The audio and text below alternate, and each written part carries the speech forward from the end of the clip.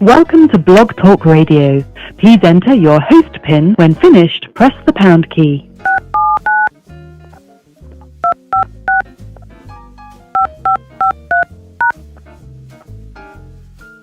To start your show now, press 1. To hear important... Your show will go live in 5 seconds. 4, 3, 2, 1. Blog Talk Radio. Nobody take no cornbread from me.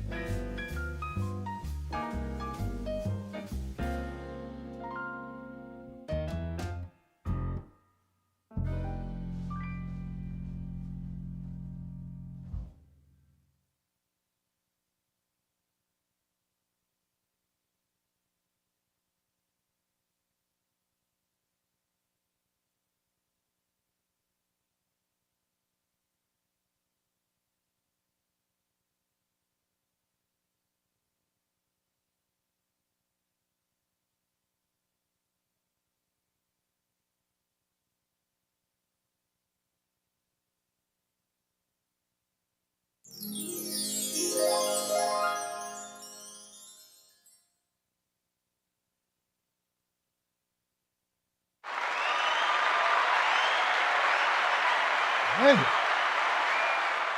last minute crazy. What's up, people? What is going on? What is up? How y'all doing? Are we good? What is up? What is up? Wolfpack. Tim Black's Wolfpack, what y'all doing, man? What do you know good? What is the goings on? How's your Friday? Are you ready for the weekend? Can we get some love? Yes, a little bit of love here. A little bit of love here. My name is Tim Black. You're tuned into the Tim Black Show. That's right, that's me. I'm here. What is the goings on? Oh, man. It's Friday!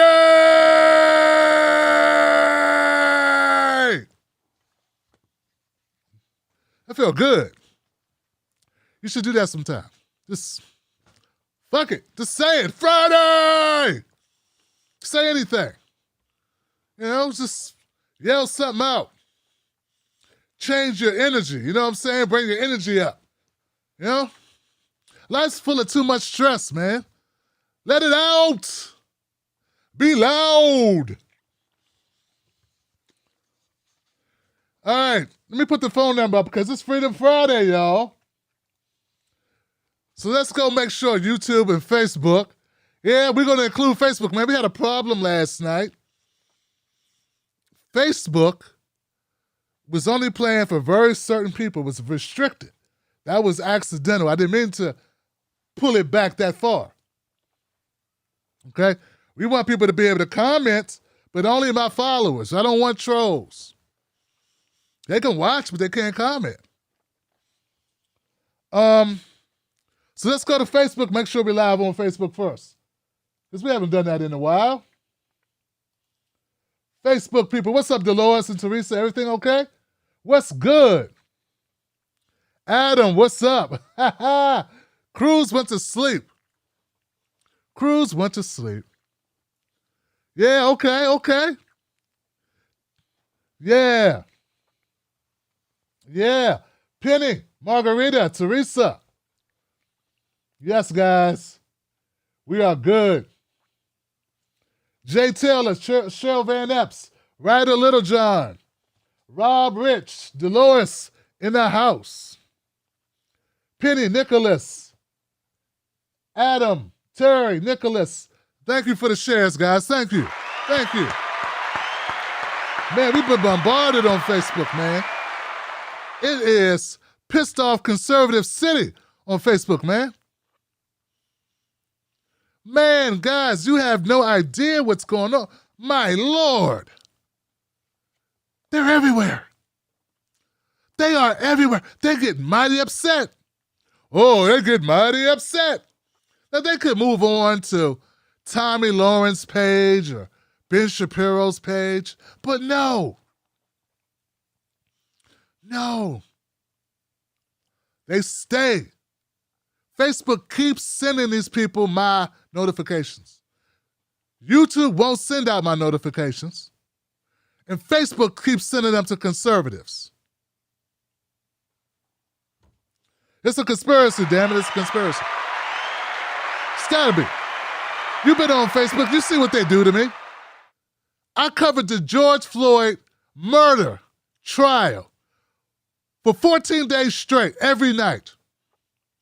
They still send my content to bunch of conservative white folks. Nothing I do changes it. Nothing I do, they just keep doing it. People say I'm trolling them.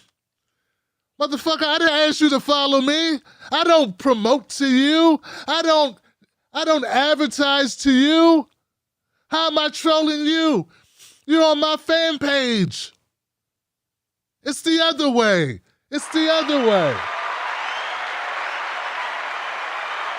I got a death threat today. Yeah, death threat from one of the pissed off conservatives, white guys. Because I made a meme about Tim Scott. He ain't like that. No, he sent me a death threat. I'm gonna share it with you later. But before I do that, YouTube, what's going on, YouTube? How you doing over there, YouTube? What up, YouTube?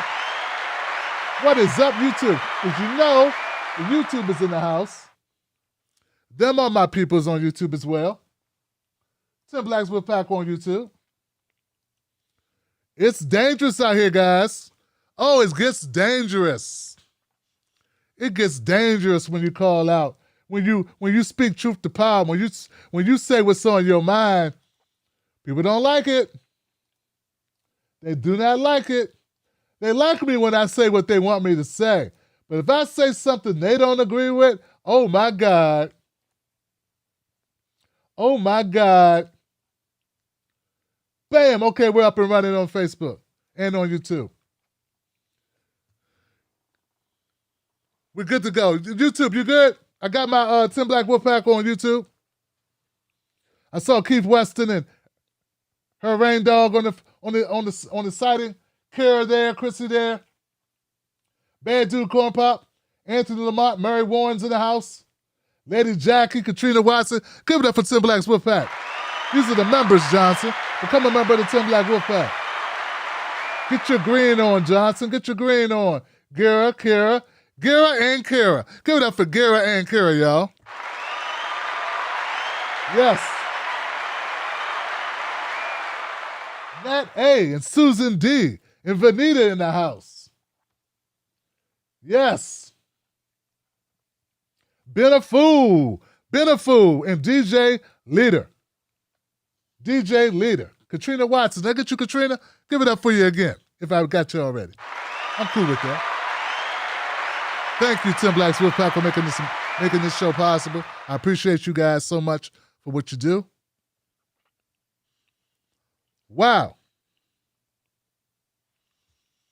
We're going to have a hell of a show, guys. We're going to have a hell of a show. Yeah, because we're going to talk about it. Oh, we're going to talk about it. Oh, man. I really wish the haters could see this show. See, some people don't know me very well. No, they don't know me. Some people don't know me very well at all. That's okay. They're gonna learn today. They're gonna learn today. So, YouTube, Facebook. Tonight is Freedom Friday. If you're new to the show, guys, what we do is, well, I do a monologue or cover a few story items. Then we go to phone calls, and people call up from all over the globe to talk on this show. Because this show is broadcast on Facebook, YouTube. It's available on iTunes, Stitcher Radio, Blog Talk Radio. At least 5 places. When you speak on this show, thousands of people hear you. Thousands of people will hear your voice.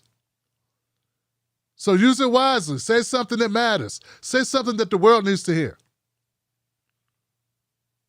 Get it? Because it's important. Because you're speaking for people who don't call in, and you're speaking for your community. So it's important to do the damn thing, man, to do it.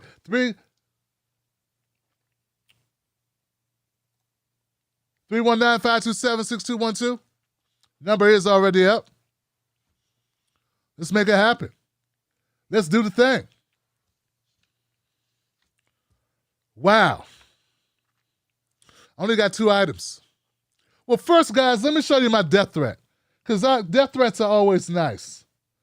It's nice to share with my community. All those people on Facebook saying a lot of horrible things. A lot of horrible things. Getting very angry. They even get violent, Johnson. Yeah, they even get violent. Let's see if we can find the violent doodad I was sent. It's always nice.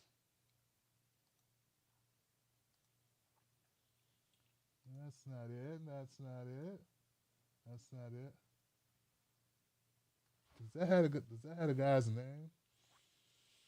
See, I need the one that's redacted. It does not have the guy's name. Because I am reporting them to authorities. Yeah, we must report them to the authorities, Johnson. We don't let you threaten a man with children and a wife, threaten his life over a meme. Nah, man, we report you to the cops. We let them come deal with you. That's why, because I'm a tax-paying citizen. That's what I am. I'm a tax-paying citizen. So we're going to report you. We've already reported you, actually. And I was told what I could do. So here we go. Let's download this. Guys, real quick. Hang in there for 3 seconds while I download this. Because I had to redact his name. Because I'm not going to advertise his name. Okay? It would be, he's dumb enough to use his name on his Facebook. But that's not how we're going to do. I don't think that's appropriate. I don't think that the law enforcement would tell me that's a good idea. So before I show you this, let's show you the image of what I did. That to him was worth killing me for. This is what was worth my life. This right here. Yep. This white man threatened to take me away from my wife and my kids because of this meme saying that black people, from a skit on Dave Chappelle. On a skit on Dave Chappelle, the black delegation give the white delegation, the black delegation give the white delegation Senator Tim Scott. We don't need anybody in return. Y'all just take them. It's a joke from a comedy show. Notice there's no reference to Tim and really a derogatory term. There's no cursing, there's no bashing of his family, there's no threats to his mortality, of anything of that nature. It's one black man, me being a black man, critiquing with comedy another black man. A black man critiques another black man, and a white man threatens the life of a black man for critiquing the black man on some shit he ain't got nothing to do with. My feeling that Tim Scott is throwing black people under the bus is really none of your fucking business, white guy. It's really not. It's not. How is that your business? My personal critique as a journalist, as an analyst, as a commentator, my critique of Tim Scott is none of your white business. Don't that hurt not to have sovereign reign over the blacks? That's part of your frustration, ain't it? Part of your frustration is you can't control this nigga. Ain't that it, man? Because a lot of them said, I used to like Tim. He was okay before I liked him. I enjoyed him. You know why you enjoyed me? Because I was only talking about Democrats. It was election season. And during the Democratic primaries, I don't talk about Republicans. They have nothing to do with the Democratic primary.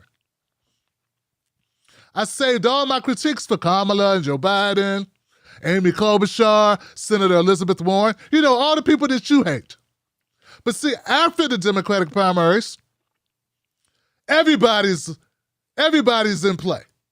Yeah, I'll go after Trump and Rudy Giuliani and Nancy Pelosi and Joe Biden some more. I'm the same guy who had a box full of buttons that said no Joe on them. But you thought, because the sticker, see, that's what I told you guys. Wolfpack, that's what I told you. I stopped wearing the no Joe button because I was getting too many conservatives who thought by deduction that I was supporting Trump when I wasn't. So I had to stop wearing it because all I kept saying was Trump supporters. They could never imagine a black man who's an independent, not a Democrat. It's a foreign thing to them that black people can have their own agency. So back to this guy who threatened my life. I don't know him. I don't follow him. He's not a friend. I've never referenced him in any video or any content. Definitely not in that meme. But this is what he wrote me. The very nice white man. Who's this man because I'm not doing what he wants me to do.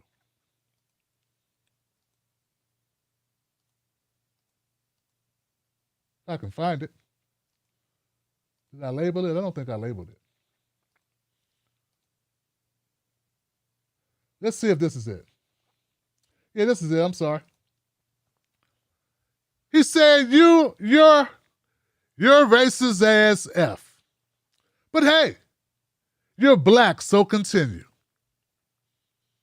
Yeah, I'm racist because I critiqued Tim Scott, another black man.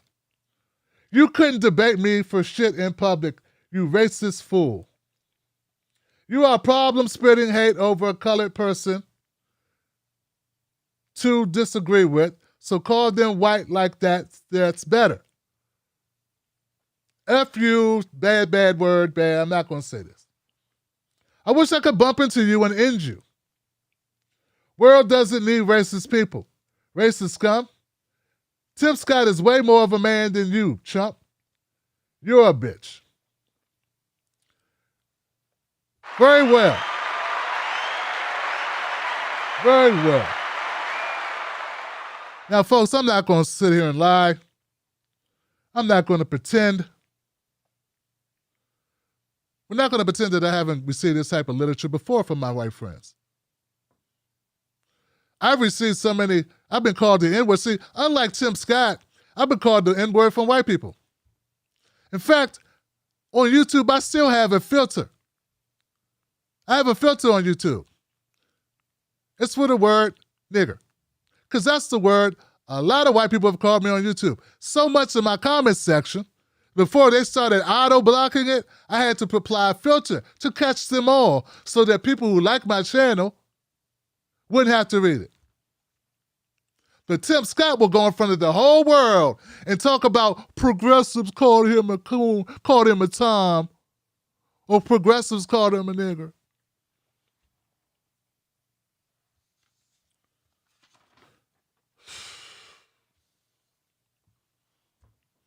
Yep. We know racism doesn't exist. It's all in my imagination. I just made it all up. Well, I contacted my sheriff's department. They said block the guy. And they said go down to the commissioner's office, my local commissioner's office. And I'm going to file a document which will prohibit him from contacting me again. And if he is, he'll be arrested. It's that simple. It's not against the law to threaten people's lives.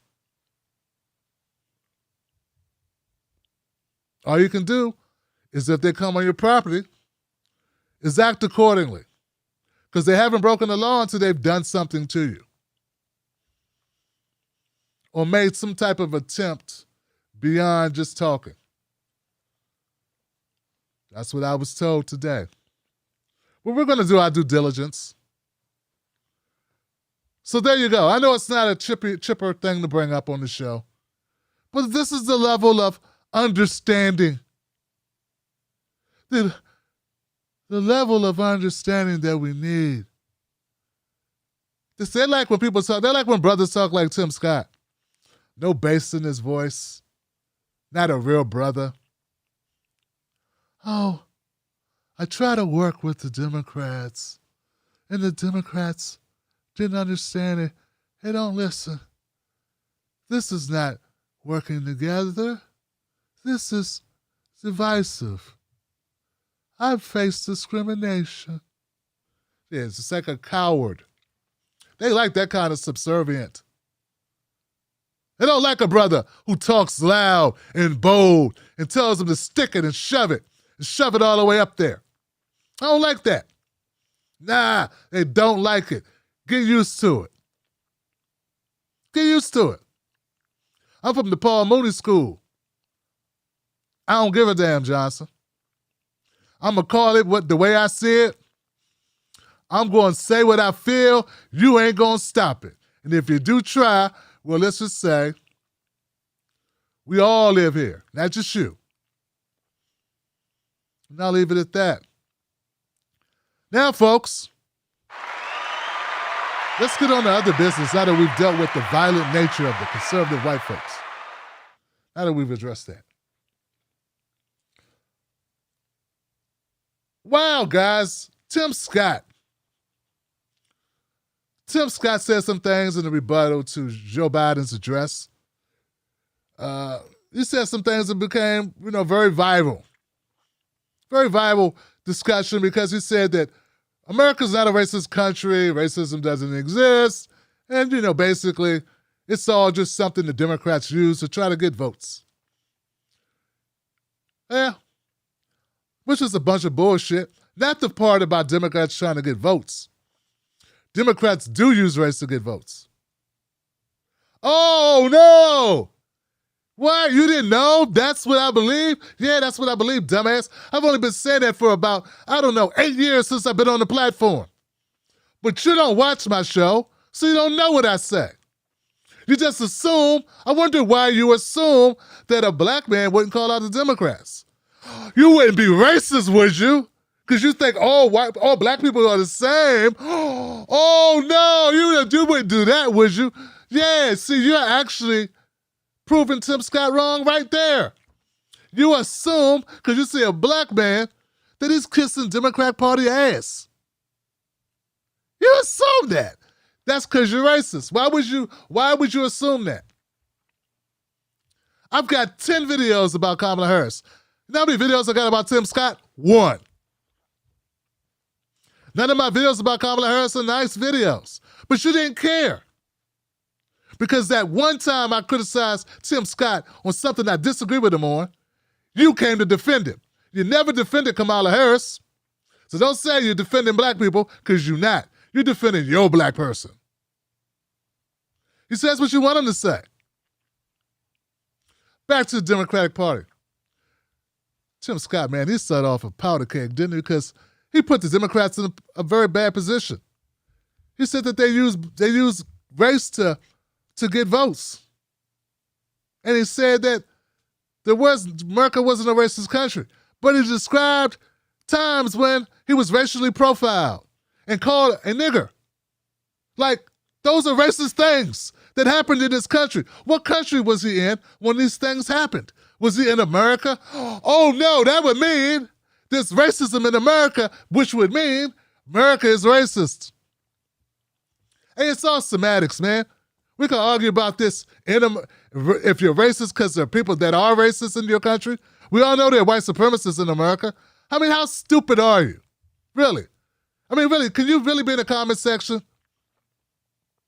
Can you really defend what Tim Scott said? Really? I mean, you with a straight face, you're going to say America's not racist when you know if it's not, if you're lying to yourself to such an extent you have no idea that you yourself harbor racism. A lot of people do. It's called explicit bias, implicit bias. Explicit are the stark raving mad racists that yell the N-word in front of a Walmart, who call cops on little kids selling bottled water, or tell homeowners you don't have the right color to be here. You don't have the right color to own that house. So those are explicit racists. But then we have implicit racists who don't even know. They think they're the good ones. They just, run from black people when they see them. Don't want to be around them. Give them lower grades on stuff. Disbelieve them when they say they're in pain. Won't write them prescriptions. Don't hire them. Fire them first. All those great things. Without even knowing it, while they're doing it, they just do it.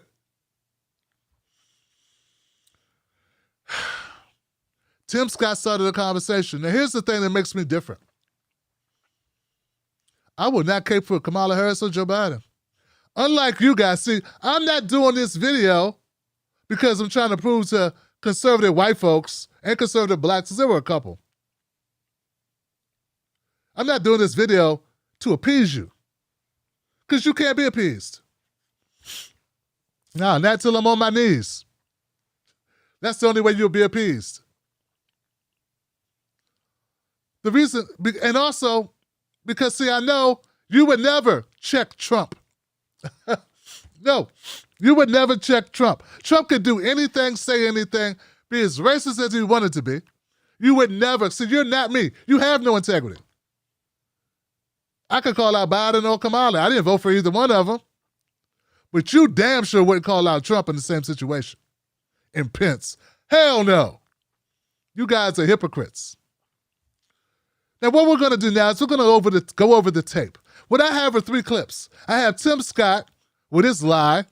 Then I have Kamala Harris with her lie. Then I have Joe Biden with his lie. All 3 are lying.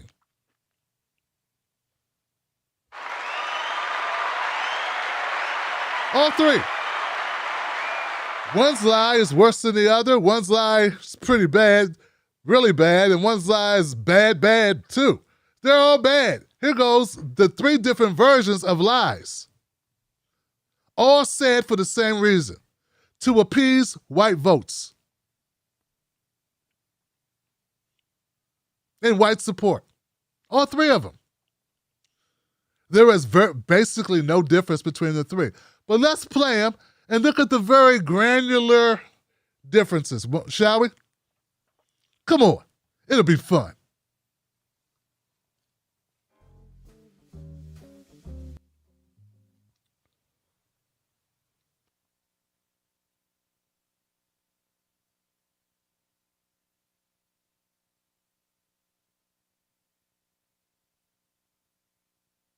Progress at all. By doubling down on the divisions we've worked so hard to heal. You know this stuff is wrong. Hear me clearly. America is not a racist country. It's backwards to fight discrimination with different types of discrimination. And it's wrong to try to use our painful past to dishonestly shut down debates in the present. I'm an African American who's voted in the South my entire life. I take voting rights. One more time for the folks in the cheap seats. America's not a racist nation. Progress at all by doubling down on the divisions we've worked so hard to heal. You know this stuff is wrong. Hear me clearly. America is not a racist country. It's backwards to fight discrimination with different types of discrimination.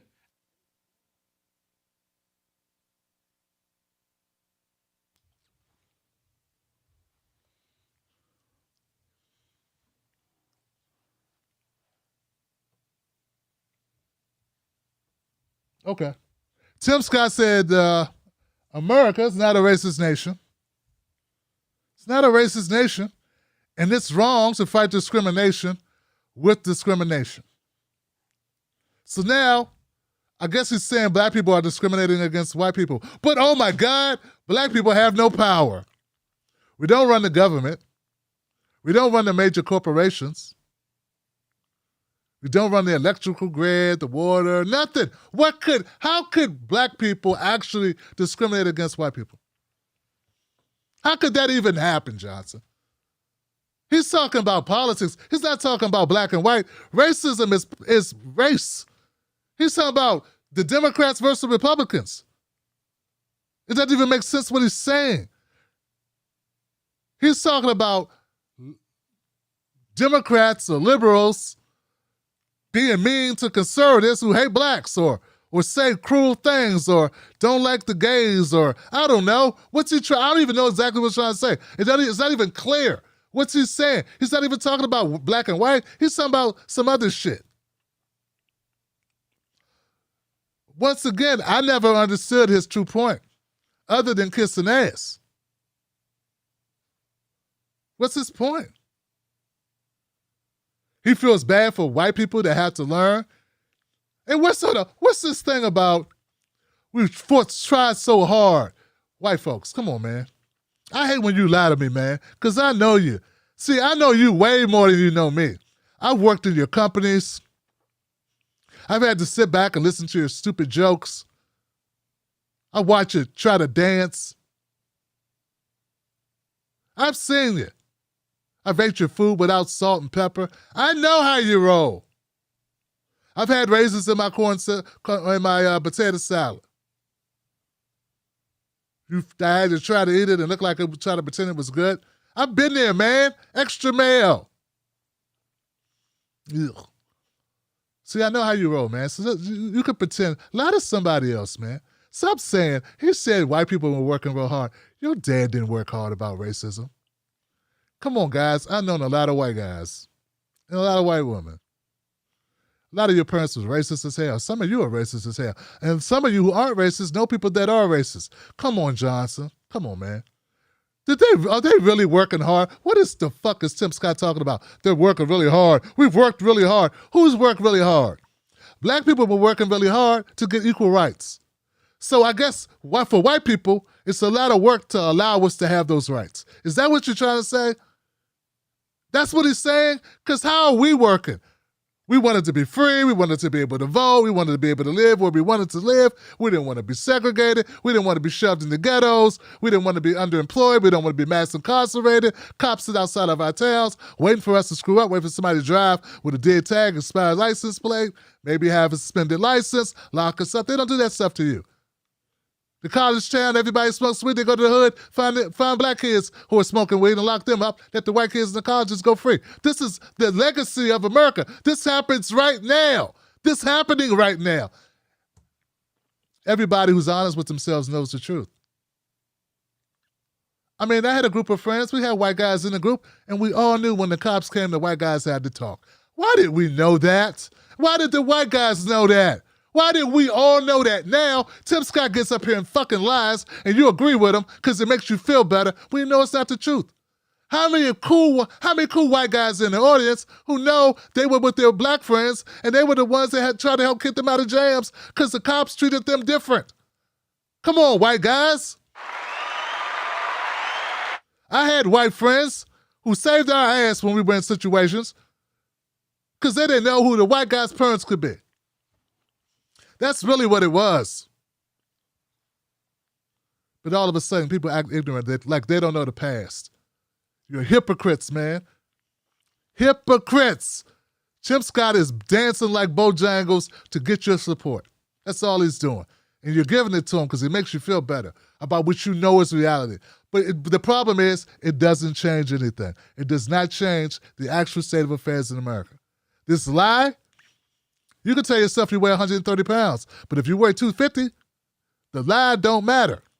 Because when your big ass sits on the couch, the sound of the springs popping is thunderous.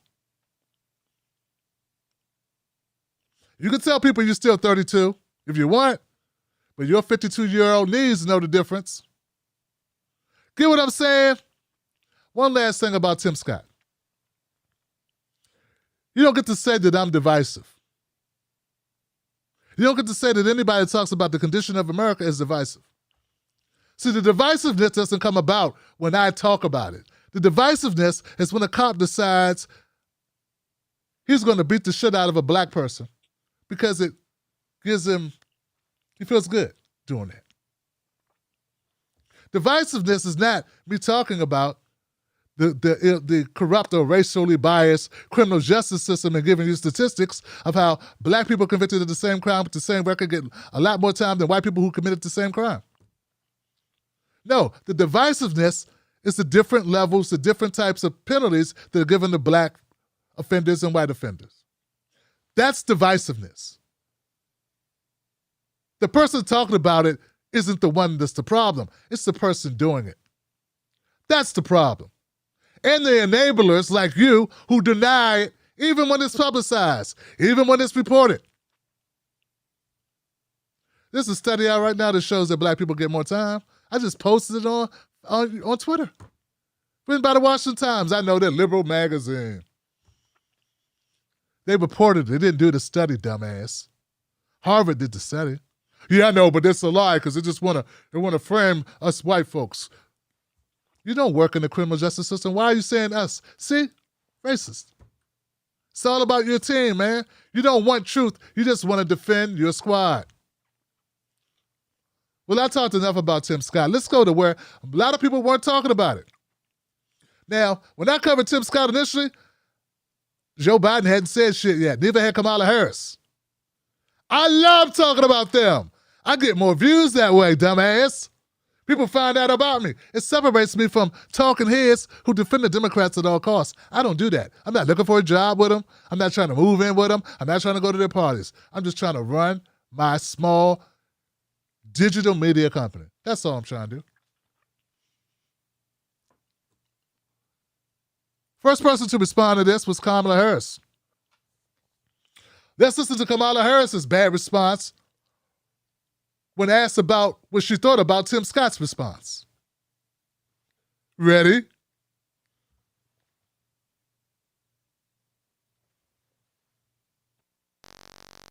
Senator Tim Scott said last night that America is not a racist country. Do you agree with that? And what do you make of his warning against fighting discrimination with more discrimination? I believe that we need to, well, first of all, no, I don't think America is a racist country, but we also do have to speak truth about the history of racism in our country and its existence today. And I applaud the president for always having the ability and the courage, frankly, to speak the truth about it. He spoke what we know from the intelligence community. One of the greatest threats to our national security is domestic terrorism manifested by white supremacists. And so these are issues that we must confront. And it does not help to heal our country, to unify us as a people, to ignore the realities of that. And I think the president has been outstanding and a real national leader on the issue of saying, let's confront the realities and let's deal with it, knowing we all have so much more in common than what separates us.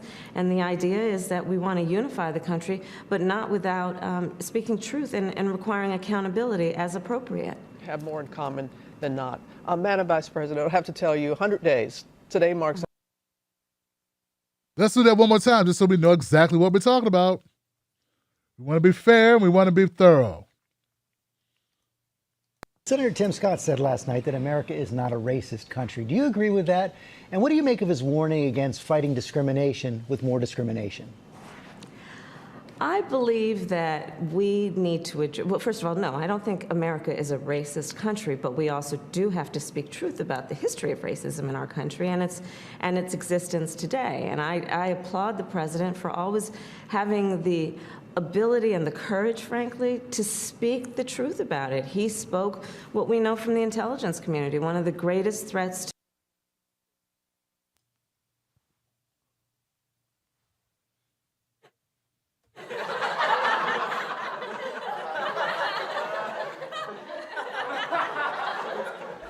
Garbage. Garbage. Garbage. Kamala Harris trying to protect the white vote. Trying to protect the white vote. You know, fragile sensibilities. I told you, I got a death threat just for saying Tim Scott should go over there with the white people, where he already is. He's the only black senator in the Republican Party. He's already with a bunch of white guys. Me saying he should officially join them made someone want to kill me. Imagine what Democrats who are racist as well, there are racist Democrats, Johnson. I know. Isn't that something? Isn't that something? I know you don't believe that. Feel more comfortable conservatives? They're racist Democrats, just like racists, just like you. The ones of you that are racist. Not every conservative is racist. I have to imagine at least one or two of you slipped past the programming. One or two of you got away from Tucker Carlson's bullshit. Back to Kamala Harris, man. No, America is not a racist country. Bullshit. I don't know how clear to say it. I totally, emphatically disagree with the words coming out of her mouth.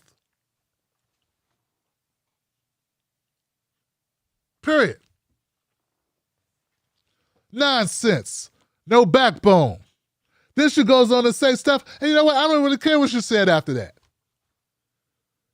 I really don't. Because she agreed with Tim Scott. Is what she said the same as what Tim Scott said? No, not really. Not in my opinion, not as bad. But it's still horrible. If I was holding the cookout, she couldn't come. If the VP can't speak truth to power, who the hell can, Johnson? You know, I don't want to fall for. I've seen some people defending Kamala Harris on this. Well, you know, she's just trying to play politics and I understand that. Doesn't mean I respect it. If you're the vice president and you can't say it a better way than that, than agreeing with Tim Scott, that's the problem. We have to speak truth about racism in this country. Well, you just didn't. You just did not speak it. See, this is the thing. People are trying to split hairs on what the meaning of it is. It. Here we go again. Is America a racist country? She's saying there's racism in America, but America's not a racist country. I'm trying to see what the difference is in that. The house is dirty, but it's not a dirty house. Get what I'm saying? No, it's a dirty-ass house. Get what I'm saying? It does. What she said don't make any sense. If the house is dirty, it's a dirty house. If there's racism in America, it's a racist country. America's racist. If there's racism in America, how can you then say it's not a racist country? At least there are some people that are so delusional that they don't believe that there's racism in America. Now, if you're a person that for whatever reason, you are so dim and bigoted, you gotta be a bigot, man, because you don't listen to any black people that aren't politicians that you like supporting your party. Black people have been complaining of being racistly treated by racists, beaten by racists, killed by racists, lynched by racists since the beginning of time in this country. And you think they all been lying. Or since on a piece of paper, someone said, okay, you can vote, that all racism went away. That is the most stupid shit in the world. You know, it's illegal to rape. Does rape still happen? Yes, it does. It's illegal to do a lot of shit, Johnson. Right? Your logic makes no sense. But at least if you're a person who's so stupid that you think that racism doesn't exist, maybe you're not a total hypocrite. Kamala is a hypocrite because she's saying, hey, I know there's racism in the country, but America's not a racist country. It doesn't make sense. And anybody, and I mean this for all my blue people, all the people that are Democrats, all the people that watch other commentators, I gotta say it, man, if you had a commentator who commented on this, most are not dumb enough to comment on it because they know they can't defend it. But if they did comment on this, and they didn't call it straight, you need to leave them alone. You ain't gotta watch me, but you gotta stop watching them. Because I want you to be smart more than I want you to be my subscriber. I want you to be honest and be an ally in the fight more than I want you to be a Wolfpack member. So I don't care who you watch. If they covered this and they didn't cover this honestly, they didn't say something similar to what I'm saying, F them. See, my only agenda is to grow my platform and reach more people and spread the truth. That's it. I don't expect to become rich doing this. I'm not trying to elevate and go to Politico and be a CEO to sit on the board of MSNBC or anything. I'm not stupid. I'm not delusional. Some of us are delusional. If you ain't in the club by now, you'll never be in the club. Party on. I made it. Let me say that one more time, guys. If anybody, I don't give a fuck who they are, man. I don't care who they are. If they're a commentator, and you consume their content, man, and they talked about this and they didn't call this shit straight, stop watching them. That don't care what party they're affiliated with. I don't care what way they lean, left or right or middle or progressive. I don't care. Cut their ass loose. We got enough lies. We should not be voluntarily watching lies. Stop that shit. Grow up. The truth may hurt, but it beats a lie, Johnson. Last but not least, let's go to Joe Biden. Let's go to Joe Biden, Johnson, because he commented as well. Fun times.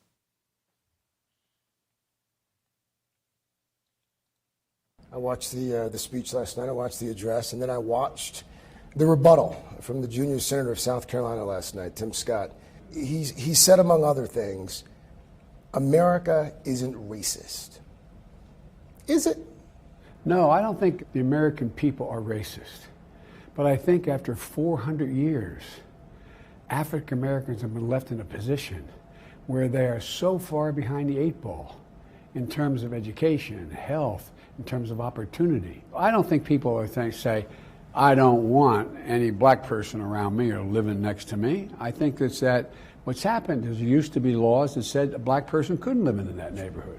I don't think America's racist, but I think the overhang from all of the Jim Crow and before that slavery have had a cost, and we have to deal with it. Okay, once again, just to make sure we're all clear here, guys, then we know what's going on. Let's replay this one more time. I watched the speech last night. I watched the address, and then I watched the rebuttal from the junior senator of South Carolina last night, Tim Scott. He said, among other things, America isn't racist. Is it? No, I don't think the American people are racist. But I think after 400 years, African Americans have been left in a position where they are so far behind the 8 ball in terms of education, health, in terms of opportunity. I don't think people are say, I don't want any black person around me or living next to me. I think that what's happened is there used to be laws that said a black person couldn't live in that neighborhood. I don't think America's racist, but I think the the overhang from all of the Jim Crow and before that slavery have had a cost, and we have to deal with it.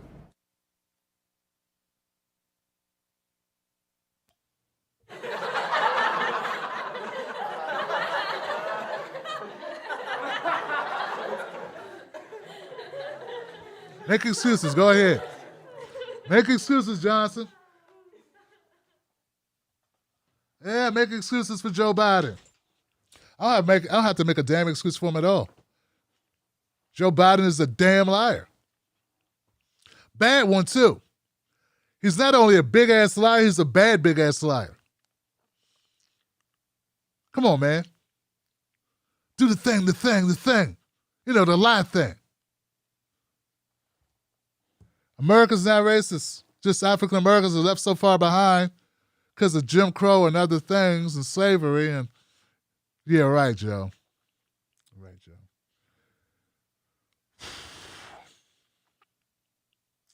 He said, I don't think anyone's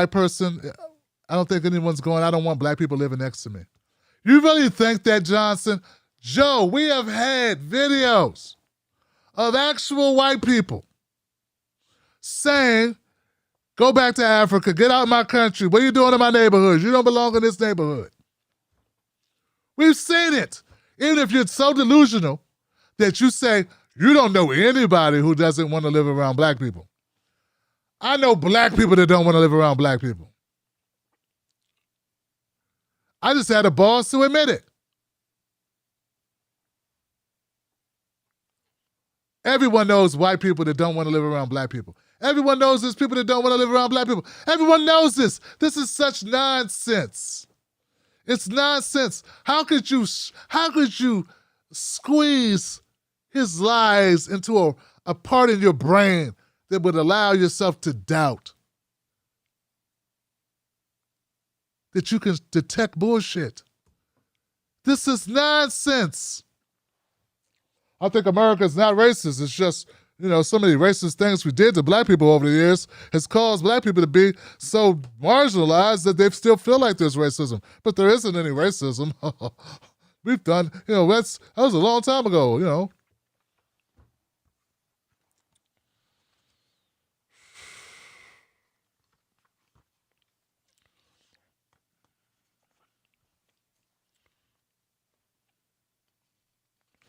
Researchers from Harvard and Yale Law School also conducted a study to better understand the extent to which discrimination plays a role in certain aspects of online commerce.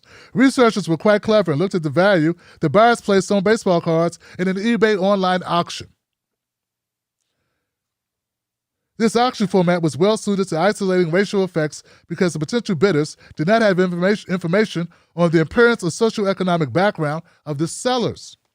The researchers found that baseball cards from African-American sellers were offered a price that was 20% lower than the same cards that were being sold by white sellers. Why is it that both were selling the same cards, but the black people selling cards got a lower price than the white people? Let me explain. Research showed that when the buyer looked at the picture of the baseball card, he or she could see the fingers of the person holding the card. They saw the seller's fingers. And if the seller's fingers were black, like my fingers are black, they got less of an offer, a lower bid. Same condition of the card, same card. There are studies, Johnson. These are just facts. I don't make it up. Talk to Harvard and Yale. They did the study. But I know you want to tell me this is not what's going on.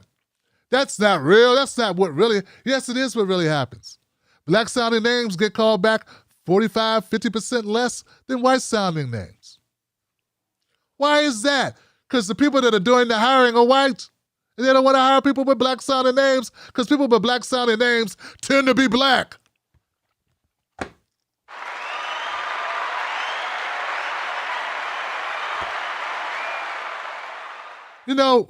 America has a better chance of actually being more united and less divided if we were just honest. You don't want to be honest. Even when it's not you that we're even talking about. But you know it's you. That's why you got a problem. Because why else would you be upset? Why would you lie? Joe Biden's a liar. We know why Joe Biden's lying. Because he has people like you, the person who lies to themselves, who gets offended. He said, my country's racist. My country ain't racist. He wants you to vote for him. He wants you to vote for his party. He can't tell you the truth. You don't think Joe Biden's been to a couple of parties with some good old boys back when he was hanging out with Strom Thurmond and they didn't say things about black people that was racist as hell? Did you really? I'm from D.C. I've worked at government agencies around rich people. I don't know where you're from, what parties you've been to. I've been around people. I know how people let their tongue let it all hang out, so to speak. Go for a drink in the middle of the day. Yeah. Used to go to the bar across the street in the middle of the day. And people said stuff. You really think that Joe Biden doesn't know how racist these fuckers are, man? Come on, man. So there it is, guys. Joe Biden agrees with Tim Scott. Then he throws a bunch of word salad together that doesn't make any sense. Once again, Joe Biden's saying the same thing Kamala Harris is saying. America's not racist, but all the racist shit we did to black people, Jesus Christ. It's so bad. It's going to take a long time to get past all the things we did to them. But we're not that way anymore. We no longer discriminate against black people. This book called The Black Tax, Sean Rochester, breaks down all the ways in which being black costs you more in America. From buying property to getting a loan, buying an automobile, getting insurance, doing business online, job search, even being a lawyer in the legal profession, business financing, education. They're all based on studies that are all published that anyone could look up. But people don't want the truth. People want to feel good. People don't want the truth. People want to have hope. It's the same. There are a lot of black people who don't want the truth either because they want to feel that they can come back, that they can surpass reality. And the truth is, maybe you can. Maybe you will be able to navigate. Look at me. I'm doing pretty well, right? I got a show. People watch it. There are people, and I know this is going to sound a little arrogant, there are people a lot less articulate, funny, charismatic, and insightful than myself who are white who do way better than me. I know I hear something about, but Tim, they do the thing. They do this thing. No. I've worked with some of them. I've been around some of them. Some of them have been doing something for 20 years. I do it for 6 months and do it just as well, if not better than them. Then they don't want to do work with me anymore. But they're doing so well. All of a sudden, they don't want to work together no more. But but we have people that think that's not race related. I'm not saying you can't do well. I'm saying there's a ceiling we hit. A lot of people talk about ceilings that they hit. So anyway, back to this thing, man. I ain't mean to get all off topic. Here's the deal, guys. In a nutshell. Tim Scott's full of shit. Joe Biden's full of shit. Kamala Harris is full of shit. They're all lying about America is not racist. America is racist because there's racism in America. Is every single person in America racist? No. Are we all affected and infected with different issues because of racism? Yes. Every last one of us have been impacted by our environments. Every last one of us. When I say every last one of us, that's black people, Latino people, Asian people, Native American people, and white people. We've all been infected by it. How can you live in America and not be infected or affected by racism? How could you not have some of that in your head? I had Jane Elliott, the founder of the blue-eyed, brown-eyed test, who found it in kids. Kids. They learned it from their parents. They learned it from TV. You didn't ask to be this way. Some people didn't. Let's face it, some people seek it out. So anyway, yes. So for the record, goddammit, Tim Scott, I still think Tim Scott is a horrible individual. He's doing the same thing Joe Biden and Kamala Harris is doing. But he's doing it to get favor with you. Same thing they're doing, to get favor with other people that think like you but vote for Democrats. The truth is, the Democrats aren't worried about losing black votes, they're worried about losing white votes. That's why, even if they know better, they got to keep the lie up. Because there are a lot of white people who don't want to accept the truth about their country. That's it. That's just it. That's just the way it is. Threatening to kill me won't change it, Johnson. You want to change it, listen to black people sometimes. And I don't mean to asshole black people that just want to rub your face in it, but actually constructive black people like myself who are actually out here speaking truth to power. Okay? There's a difference. I know that some people just riding that gravy train. I know that. I don't ride a gravy train.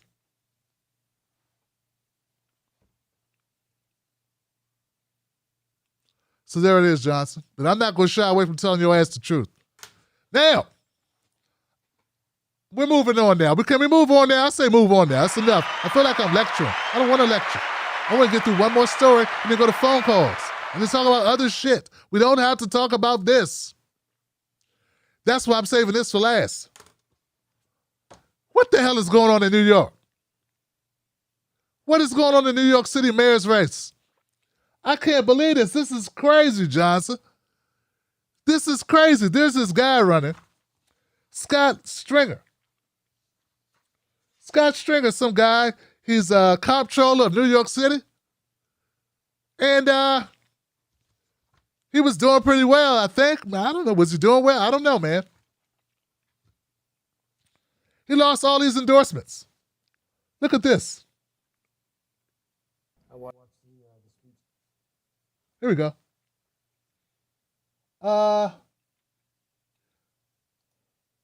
Stringer faces sexual harassment accusation, loses key endorsements. And then I saw this on Instagram and then on Twitter. Representative Jamal Bowman, Senators Biaggi, Salazar Rivera, Assembly members Neil, Now, Cruz, rescind Stringer endorsement. I'm like, Jesus Christ, that's everybody, Johnson. Everybody ran away from this guy. How bad do you gotta be when you lose like 10 endorsements in one day? We are rescinding our endorsement of Scott Stringer's mayoral campaign. Damn. This guy had a bad day, Johnson. Well, tonight, mayoral candidate and city controller Scott Stringer is denying allegations of sexual abuse by a woman that he once worked with. Jean Kim is her name. She says she interned on Stringer's campaign for public advocate back in 2001. She says Stringer kissed her and groped her without her consent and repeatedly tried to get her to have a sexual relationship with him. Stringer strongly denies those allegations. He says Kim was a friend and a campaign volunteer at the time, not an intern, and that the two had a consensual physical relationship. Both he and Kim held news conferences today. She was 30 and I was 41. This relationship started and ended before I met my wife, Elise. I believe it was a mutual, consensual relationship. Just seeing him on TV every day and seeing him tout how he is a make-believe champion of women's rights and asking Cuomo to resign for the exact crimes that he has committed really sickens me. Neither Stringer nor Governor Cuomo has been charged with any crime. The governor has also denied any inappropriate behavior with women. And other mayoral candidates are now calling on Stringer to drop out of the race and to resign from his comptroller job if Kim's allegations are true.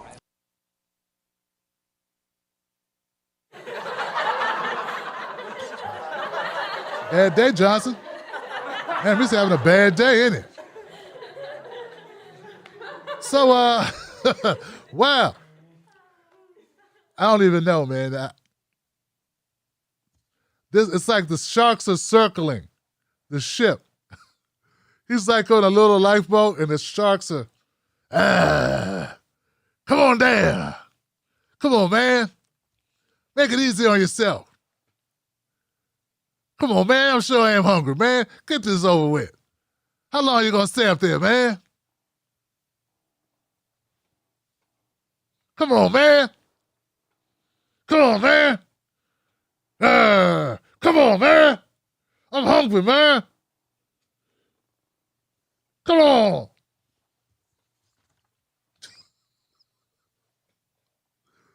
All right. So now that looks like this guy's out of the race, he's out the way.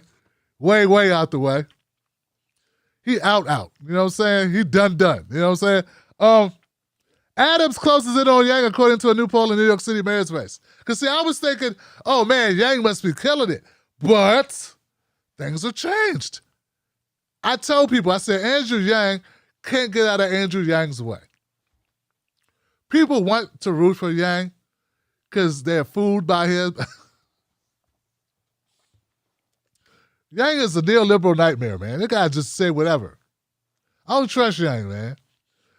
But he seems like a nice guy. I just don't think it's real. All right, so here. But I thought he was going to win this thing, like, because he's got a national profile. He ran for president. He did well. He raised a lot of money. I'm thinking, who can compete with him? Turns out, Adams can. A new poll conducted this week. This week's bombshell in the mayor's race shows the contest tightening as Eric Adams closes the gap with established frontrunner Andrew Yang. Adams, the Brooklyn borough president, fell 6 points below Yang when respondents were asked to order their choices, which New Yorkers will be given the opportunity to do when ranked choice voting debuts citywide on the June 22nd primary. In this simulation, Yang had 26% support to Adams' 20% in the first round. City Comptroller Scott Stringer, whose candidacy was rocked by sexual harassment allegations, this week received 12%. Here's the thing, guys. Now this Stringer is on his way out. Done. Who gonna get that 12%? How's it gonna split? Well-known firm, Benenson Strategy Group, interviewed 1,500 likely Democratic voters on behalf of a pro-charter school group between April 16th and April 21, dating back to 2001 or something. So Maya Wiley, a former attorney for Mayor Bill de Blasio, ranked fourth at 10%, though aides to her campaign say she's going to pick up some of Stringer's former supporters. Anyway, at the bottom line, guys, here's the thing. The race is tightening up, and Stringer dropping out may put Adams up. Because I can't imagine people that were going for Stringer, someone that they knew in New York, would opt to go with Yang first. If they were with Stringer, they're probably with more establishment type leaning. They want somebody they know, a known entity who has done political work before. Adams or Wiley would probably be the more likely of the two, or the more likely recipient of the lion's share of votes of people fleeing Stringer's sinking boat. Yes. And that's all I got on that. Look, man, Stringer hasn't been convicted of anything. It's just, why sleep with people that work for you? I said this many times. It's like the dumbest thing in the world. I didn't say work with. If you work with someone, it's dangerous, but I don't think it's unethical. You know, you're just co-workers. No one has a power position. You may work in different departments. You just work for the same company. I don't think it's good because if things go south, typically somebody's got to go, Johnson. But why would you be the boss type person in the lead position, want to have a relationship with somebody who reports to you or works under you in any way, shape, or form? I don't care if they're an intern or a receptionist or a secretary or a manager or a coordinator. I don't care what they are. If your position is above them, that is danger. Professionals should know that. A professional should already be privy to this. There's all these people walking around. Why not meet somebody that don't know you? I know what it is. You want to be known. You want to use your position to get some. Yeah, you want to use your position to get some. See, I would be the opposite. If I wasn't with Mrs. Black, I wouldn't tell anybody what I did. Why would I want them to know that? So they can go put out stuff about me? So they could do something to me? No. You should be able to get a friend or meet someone, get to know somebody romantically without having to use your job as a way to impress them. You should be impressive. Come on. So I don't feel sorry for guys or women, Johnson, who have to use their rank or their job, particularly are stupid enough to use it with people that work beneath them or are subordinate in a subordinate position to them. It's just stupid and lazy. Use a dating app like everybody else. All right, guys, I'm Tim Black. Subscribe to the channel. We're going to do a quick break. We're going to come back and we're going to go to phone calls. Yeah, let's do it. Be back in 90 seconds, Wolfpack.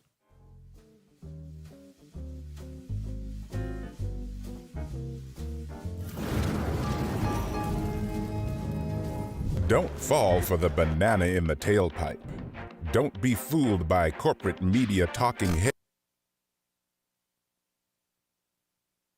from an entity that keeps it real. Tim Black. Tim Black is the host of The Tim Black Show.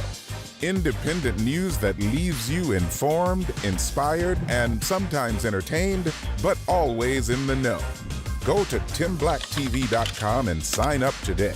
The Tim Black Show is news for people who can't stand the news. See you there.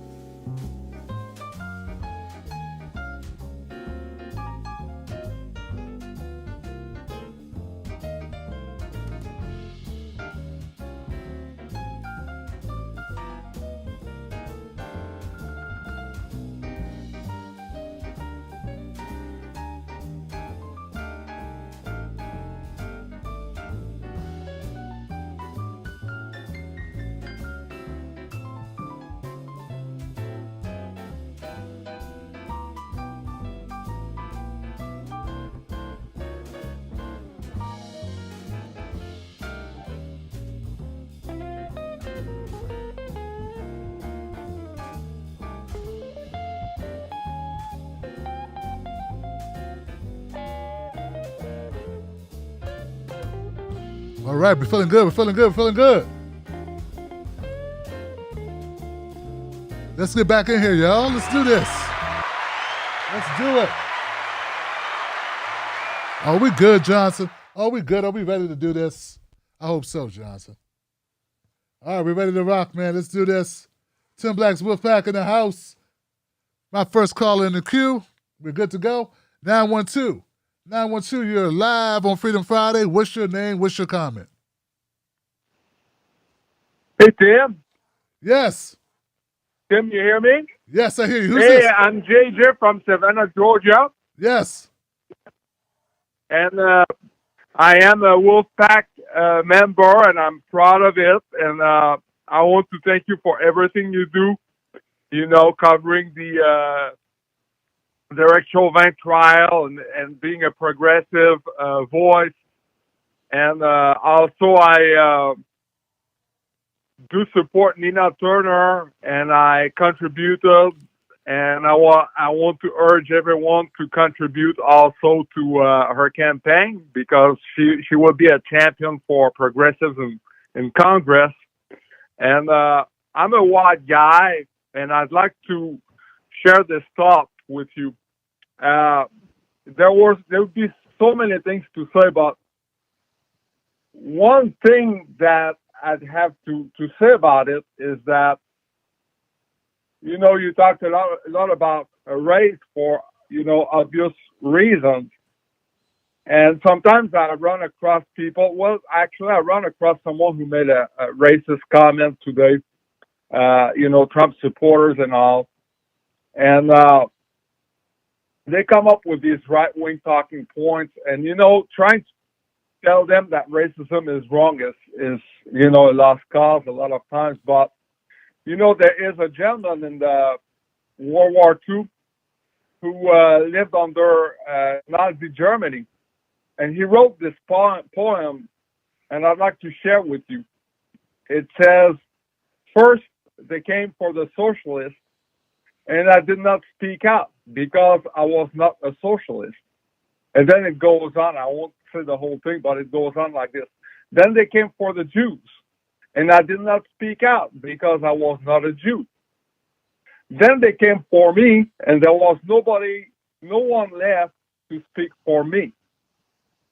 And you see, I think that if one reason, if no other reason, white people should be concerned is that we're all in it together. Sure, the racism is blatant against black people, but at one point it's like we are affected also by, if we don't look after our fellow black people, then we're gonna be next. We cannot leave anyone behind. So, I wanted to leave you with that thought, and I won't take too much time because you have certainly several other callers. And again, I want to thank you, and I wish you a good night, Tim. Thank you, my brother, for the phone call, man. Give it up for my caller. Give it up for the caller, man. We've all got our own perspectives, and yeah, man, when these conversations come up, and they come up a lot, it doesn't work to ignore. That's just my thing. Like, I don't think it helps anyone to pretend. Like, you don't have to talk about race every second of every day. But they brought it up. That's why I'm talking about it. I'm generally speaking, rather make jokes and talk about other things. There's a lot happening. But when the issues come up and they arise, you have to hit them head on, because racism is a fact of life, like anything else. So, and I appreciate your sentiment that we should want to rid ourselves of racism as much as we want to rid ourselves of other things that are undesirable, that hurt other people, that aid in dysfunction, and that everybody deserves a fair shot. That's what everybody deserves, a fair shot. You got to take advantage of your shot, but you deserve to get a shot, and we should all have a shot at happiness. And what's been happening is some people have been getting a shot at happiness, other people haven't been getting it. I'm not going to say that's all your fault, because there's power involved in this. Right? So anyway, I'm going to go to the next call. I appreciate you calling up, 912. Let's go to 717. 717, you're live, Freedom Friday. What's your name? What's your comment? Hi, Tim. Hey, what's up? I'm Tony. So I was calling to tell you a story about when I really realized that white privilege exists. A couple of years ago, I was working a second shift job, get off at 11 o'clock at night. I'm going down the highway, and I get a flat tire. Now, yeah, first thing I thought was, I'm out in the middle of nowhere, and some nosy cop is going to come pull up behind me.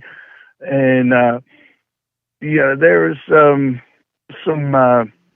stuff that should be legal but isn't in my car. And so first thing was like, oh, I got to hide my contraband. But then second thought was, my passenger, and I was giving her a ride home from work, and she's mixed between white and African American. And so, I said, if the cops show up, stay in the car and let me do the talking. I wasn't trying to be like dominant male. It's just, there's less of a chance of things going south if I talk to the cops than if she would. You know what I mean? Yes. And then, so I'm changing my tire after I got the flat. It was the front right tire. So when the cop inevitably did pull up, he can't see me at first. I can't see anything except for the reflection of the flashing lights. So if I can't see him, I know that they can't see me either. But, I'm mixed myself. My dad's Puerto Rican and my mom's white, but I can pass. You know what I mean? Yes. I hate to have to say that, but, that's just what it is. How I'm accepted. Yeah, how I'm accepted.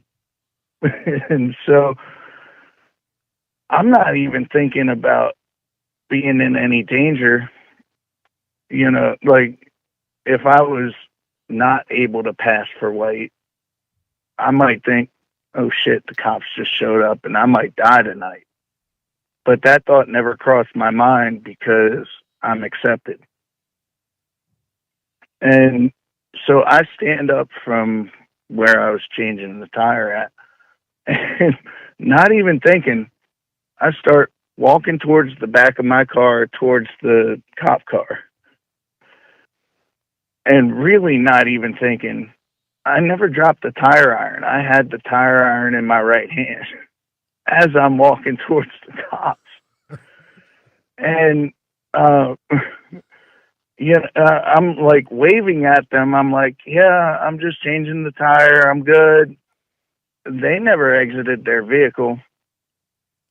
And, after I said, I'm good, I don't need further assistance, I just turned around and walked back and started changing my tire again.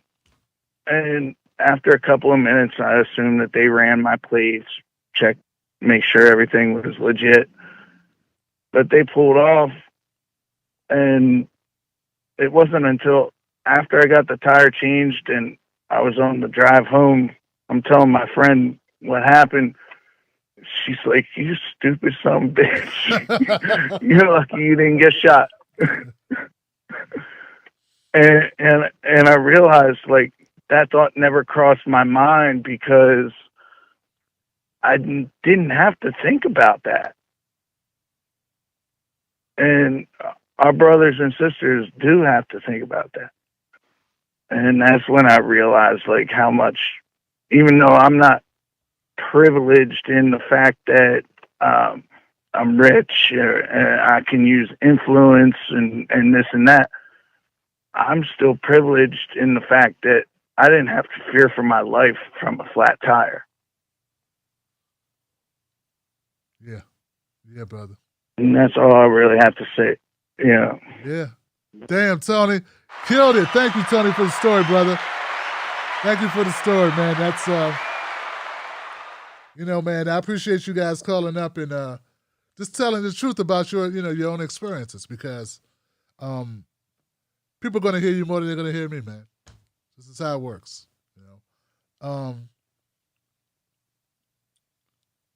Yeah. See, look, I've been upset very, very much with the way people use white privilege, the way they use that term. I don't like it because privilege invokes something in people. It gives you a feeling that they're saying that you've had an easy life. And that's not at all what white privilege is, man. It just means you have less shit to worry about. Some things you don't worry about. That's it.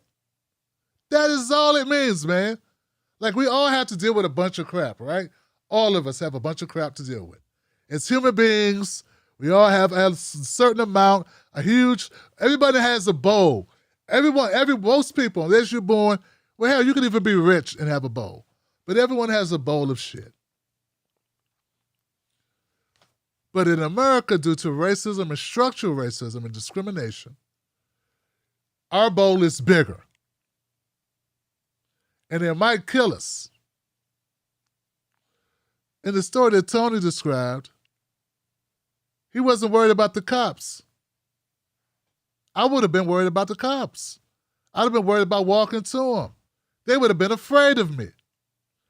Cops shoot black people 3 times more likely in situations that Tony just described. You're 3 times more likely to be shot by a cop if you're black in an interaction than if you're white. I didn't do the study. These people want to deny that the study's legit because they wouldn't shoot me. Yeah, you sure? You didn't know me, you're thinking all your worst thoughts? Who's this big black guy with a bald head, talking loud? Got that bass in his voice. Testosterone. Probably just killed 5 people, look at him. So black and scary and menacing. That's the word they like to use. Tony's doing a perfect example. And even when he told his friend that he was bringing home, hey, you stay in the car, let me do the talking. Why did Tony say that? Because he knows how white supremacy works in the world. We knew it when we were kids. We were teenagers, and we were black guys and white guys hanging out. Had 2 white guys, a white guy in the group. We all knew. He knew. We were kids, and we knew better. We knew that when the cops come over, let Jay talk to him. Jay was our white guy. These people acting, pretending not to understand racism, pretending it doesn't exist, pretending. It's just disgusting. Why pretend something? I'm going to next call, man, but I appreciate people calling up. My Wolfpack, you guys are great. You guys are on point, okay? You don't lie to us. You don't lie to the world. Why? Why lie? If there's corruption or if there's racism, whatever it is, it's not an indictment of you as a person. These are systems. Why you take it so personal, as if it's an indictment of you personally, unless you have a reason to take it personal. I don't take it personal when people criticize Tim Scott and he's a black guy, I'm a black guy. Why you take it personal? I don't take it personal when people criticize Joe Biden. Sometimes you got to criticize people. Go right ahead. Save me some. Next call.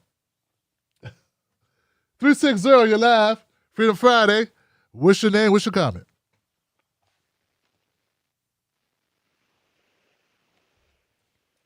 $360. Can't hear you. 360, I'm getting nothing. Maybe you got me on mute, but I can't hear you.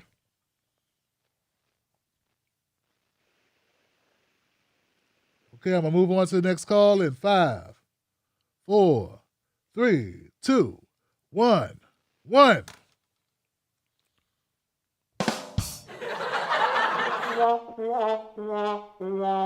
Can't do it, Johnson. Can't hang around. I got 310 on the queue.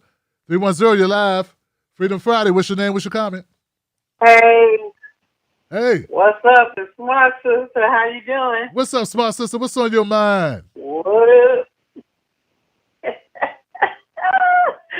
Honey, oh my God, these people kill me. Like you said, when that need to grow sat there and said it was America wasn't a racist country.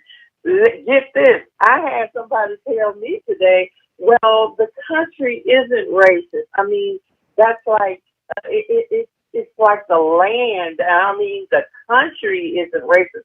I said, well, hell no. I guess a tree, a river, the mountain. Of course, the country, the land is not racist, but the damn people in this bit are. I said, so how do you separate the two?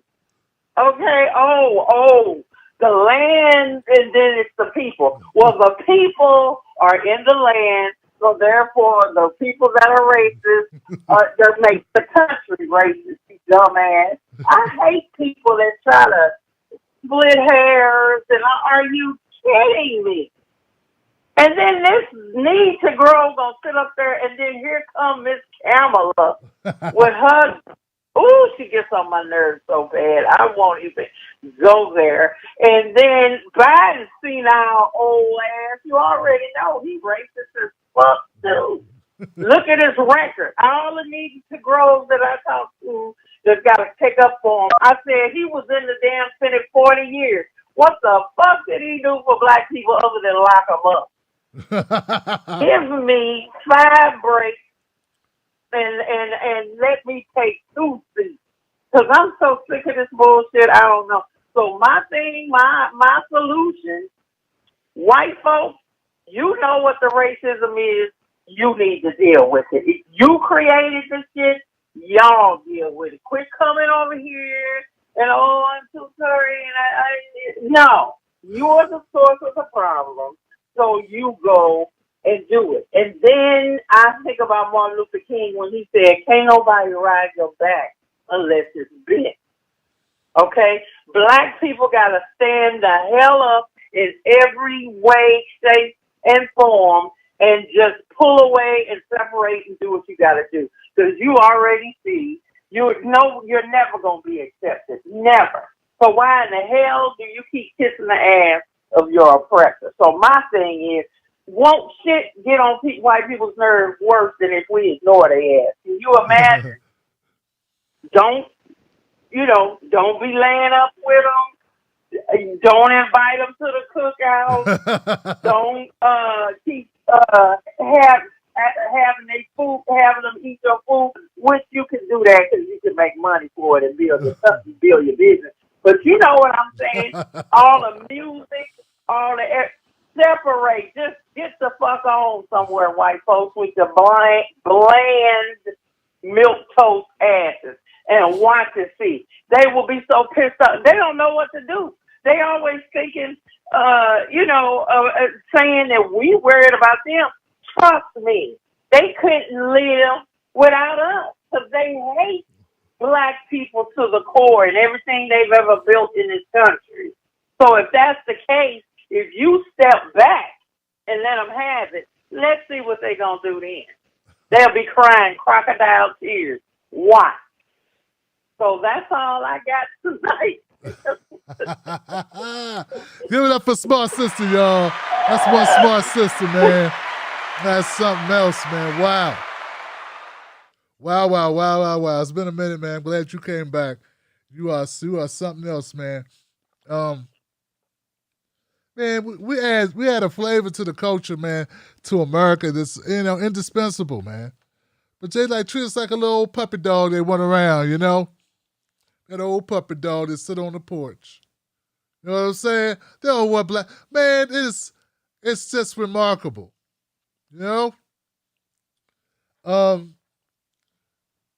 It's funny, these people that think that there are no black people that criticize Democrats. That's crazy. That just goes to show you how racist America is. That people think that all black people just go, no, I'm not Tim Scott, but I can criticize the Democrats. But I could do so without denying reality. Like, he's denying reality. This guy said he got pulled over 7 times at the Capitol Hill where he works because they didn't believe he was a senator. He complained about it. That same guy tells you America's not racist. Just those seven different cops that kept pulling me over because they said I'm too black to be a senator. I'm black, so I'm not a senator. The country's not racist, though. That's just those cops. I guess that's what he's saying. It's a contradiction. Sort of like Candace Bixby saying that America, there's no such thing as racism, but she filed a lawsuit when she was in school about being racially profiled and being racially discriminated against at her school and won some money in a lawsuit against the school. 5 years later, she's making money saying racism doesn't exist, and white people don't even care that she's a liar. Her actual lived experience contradicts everything that comes out of her mouth. But no one cares. Because they prefer a lie so much because it validates the bullshit they want to believe. It's horrendous, man. 678. What's on your mind, 678? You're live. What's your name? What's your comment? 678. Hey, Tim. It's Dallas. How you doing? I'm good. I appreciate you giving us the time to here. Appreciate you giving us the time. I got too much to say, so I'll try to call in and break some of these stories up. But a lot of stuff I see with racism is around this idea in the U.S. right now. We got the communism and the Nazi stuff that's happening in other countries, and it's been brought into our country. And so all of these sort of goons that are dressed up in like Ninja Turtles ready for Nerf war on the streets of Elizabeth City and the streets of Minneapolis and all these places, they are sort of building on that Nazi background and the immigrants that are in our country that have been oppressed by communism, like former Soviet stuff, they're going to see that as a good force for authority and a good force for capitalism that's going to make it where you don't have communism. Because communism really has been brutal. Like the same scars that we feel in the black community is the same feeling that I get when I walk around other places that have had that experience of communism. So there's something about that that's very similar, and the way that time has brought that out of it. There's also a connection to like the peasants of the medieval time and feudalism ending right around the same exact time as slavery did. And so you can draw this connection between those two groups. And so the GOP works very, very hard to make sure that all of those immigrants only see capitalism and being represented through those forces, and not to see anything that has to do with communism, and not to see anything that has to do with the oppression that represents. So anyway, there's things around a lot of this that's just a little bit too complex, and it's where like the Americans don't see it, and we get into this left and right divide, and we think that communism is an alternative to what this horrible situation that we have is now, when really what they are is communazis, and they're just exploiting every possible piece of the budget that they can, every possible piece of the economy, to make everybody scared and to make everybody have to make it where the old grandmas never question anything about the brutality that's involved. Like that, I know that that's not exactly like 100% clear and like on point with what we've been discussing, but like just know that there's some bigger things at play that keep affecting us every day in that way. On the ground level, I grew up in a very like white world, right? My mom said that she'd never heard she didn't know that there was another term for black people other than the N-word until she was like 30. years old or something like that, or like until she was married, until she was out of her house. So to say that the America is not racist is completely ignorant. Like it's not even remotely part of reality. There's a man named Tim Wise, and he tells a story about his mom where she had dementia and she had fought the Ku Klux Klan in her family and like threw away her dad's Klan robe and all kinds of stuff and fought viciously in the 60s and 70s against all of that shit. Now, then when she got old and she needed help, she needed care, she had a black nurse that would come and care for her. And she would lash out in her anger and call this woman that was taking care of her the N-word. And he saw that and would say, you know, like, it's at the core of all of us that we know that we can hurt these people by saying that. And so it's like when you're at your lowest, that primal thing is going to kick in and you're going to hurt that person. No matter, like, it's like a thing to where you have to be taught that word and you have to be taught that hate. And so it was and how it broke his heart to see that. And because he knew that she wouldn't have wanted to be that way. There was another very like important piece of my life and my sort of character is that I had an uncle, my dad's brother, who was in the Ku Klux Klan. I believe he was pretty high up in it. He was supposedly like a police chief at one time and a Mason and all this kind of stuff. But he was ostracized from the churches, and he was not allowed to come to our family stuff. He was not allowed to come to church.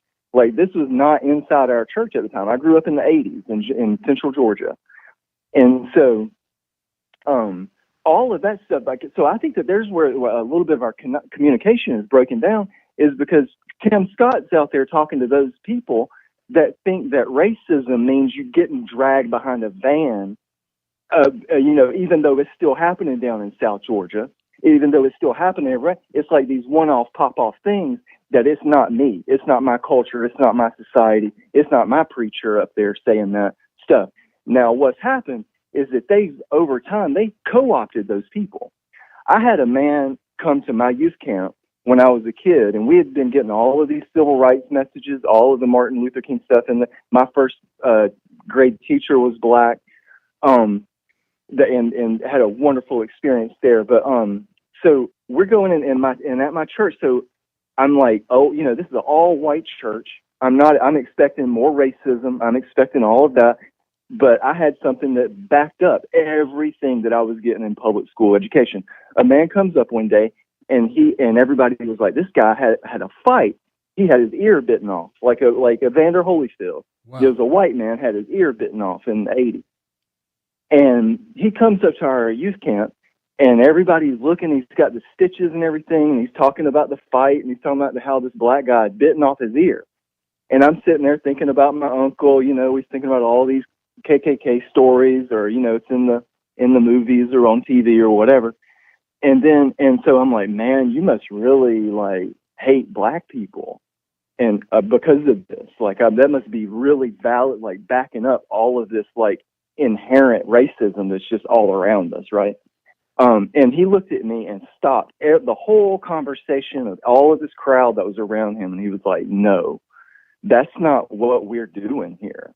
Like, I still love that person. I still love black people. That was him, and that was what he did to me. That was just me and him having an argument and getting into an altercation.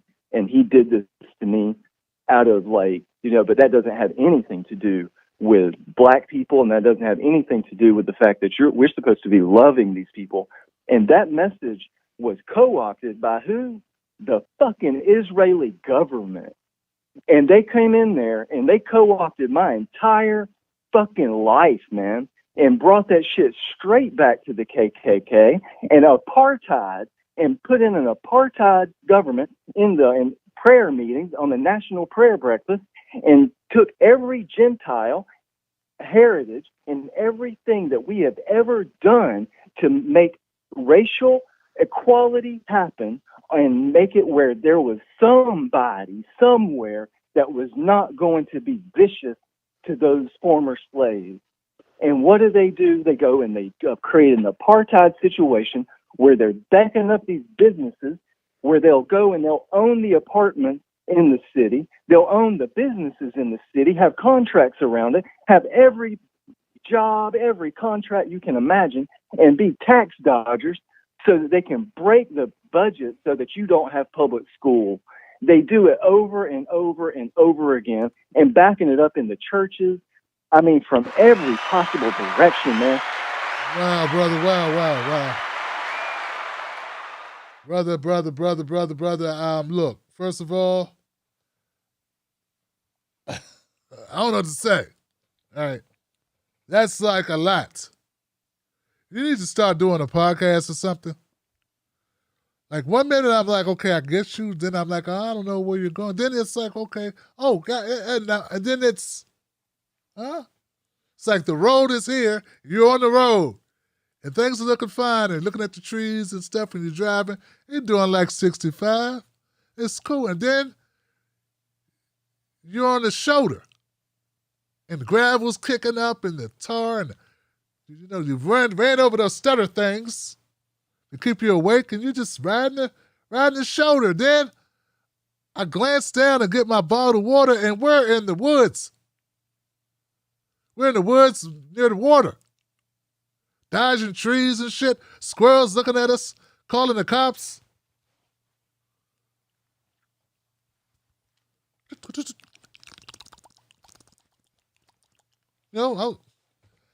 Damn, brother, I don't know where you're going with this.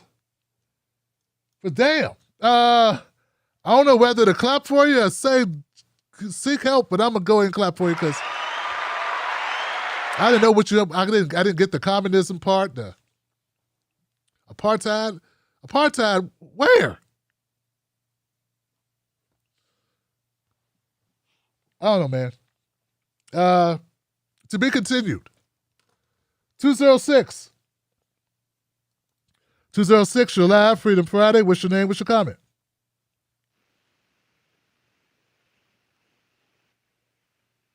Hello, 206. Okay, 206, no one's answering. 619. How you doing? You're live.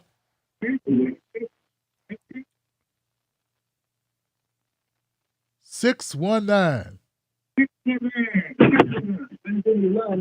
I'm doing well. How are you doing, Tim? I'm good. Who's this? Can you hear me? Yes. Who's this? Hello? This is SK Steve from San Diego. I'm your recurring nightmare. SK. You were so funny just now. I don't waste my time laughing, but you were so hilarious with your response.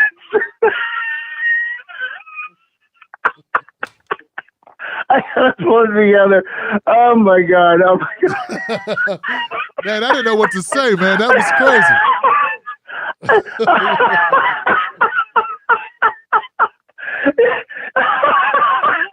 Oh, no, man. I'm going to be off the top. I'm wasting your time. I'll call back in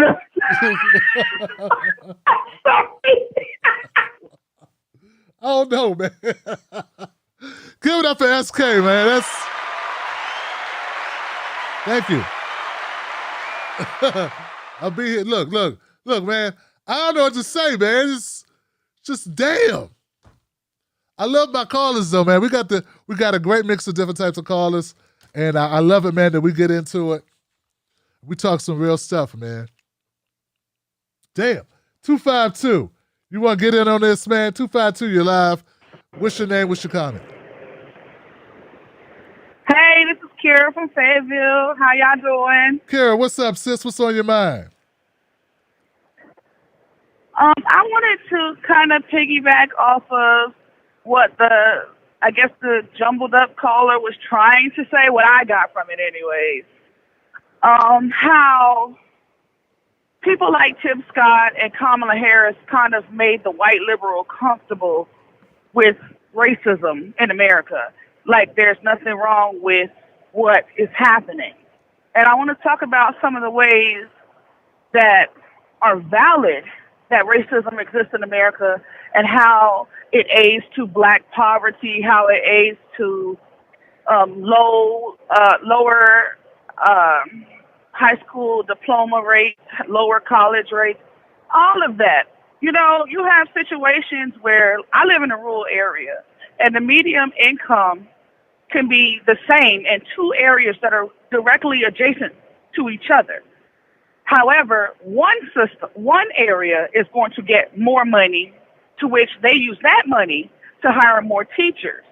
And then when you hire more teachers, that means that the teacher has a lower student to teacher ratio, and they can teach the kids better than they would in the quote unquote poor minority neighborhood that's right beside it. And that's how they inherently use racism, particularly here in North Carolina, along with gerrymandering and voter suppression and all of that, to keep black people or minorities, because we have a large Latino population here too, somewhat in line.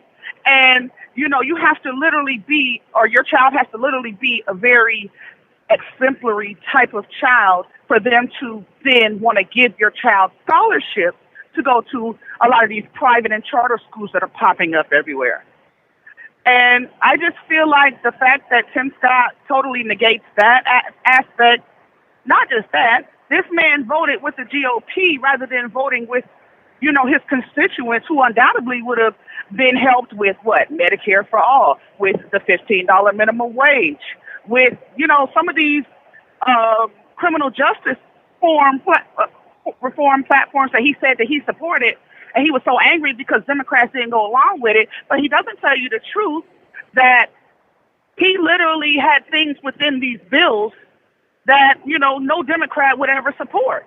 And I think that that's the story that a lot of people don't want to tell. And they don't want to tell it because they don't want to offend the white liberal. And at the end of the day, if we don't check white liberals, this is going to continue to go on and on and on. It is a crying shame that you have Martin Luther King in 1967 fighting for $15 minimum wage, and here we are in 2021, and we still can't get it passed.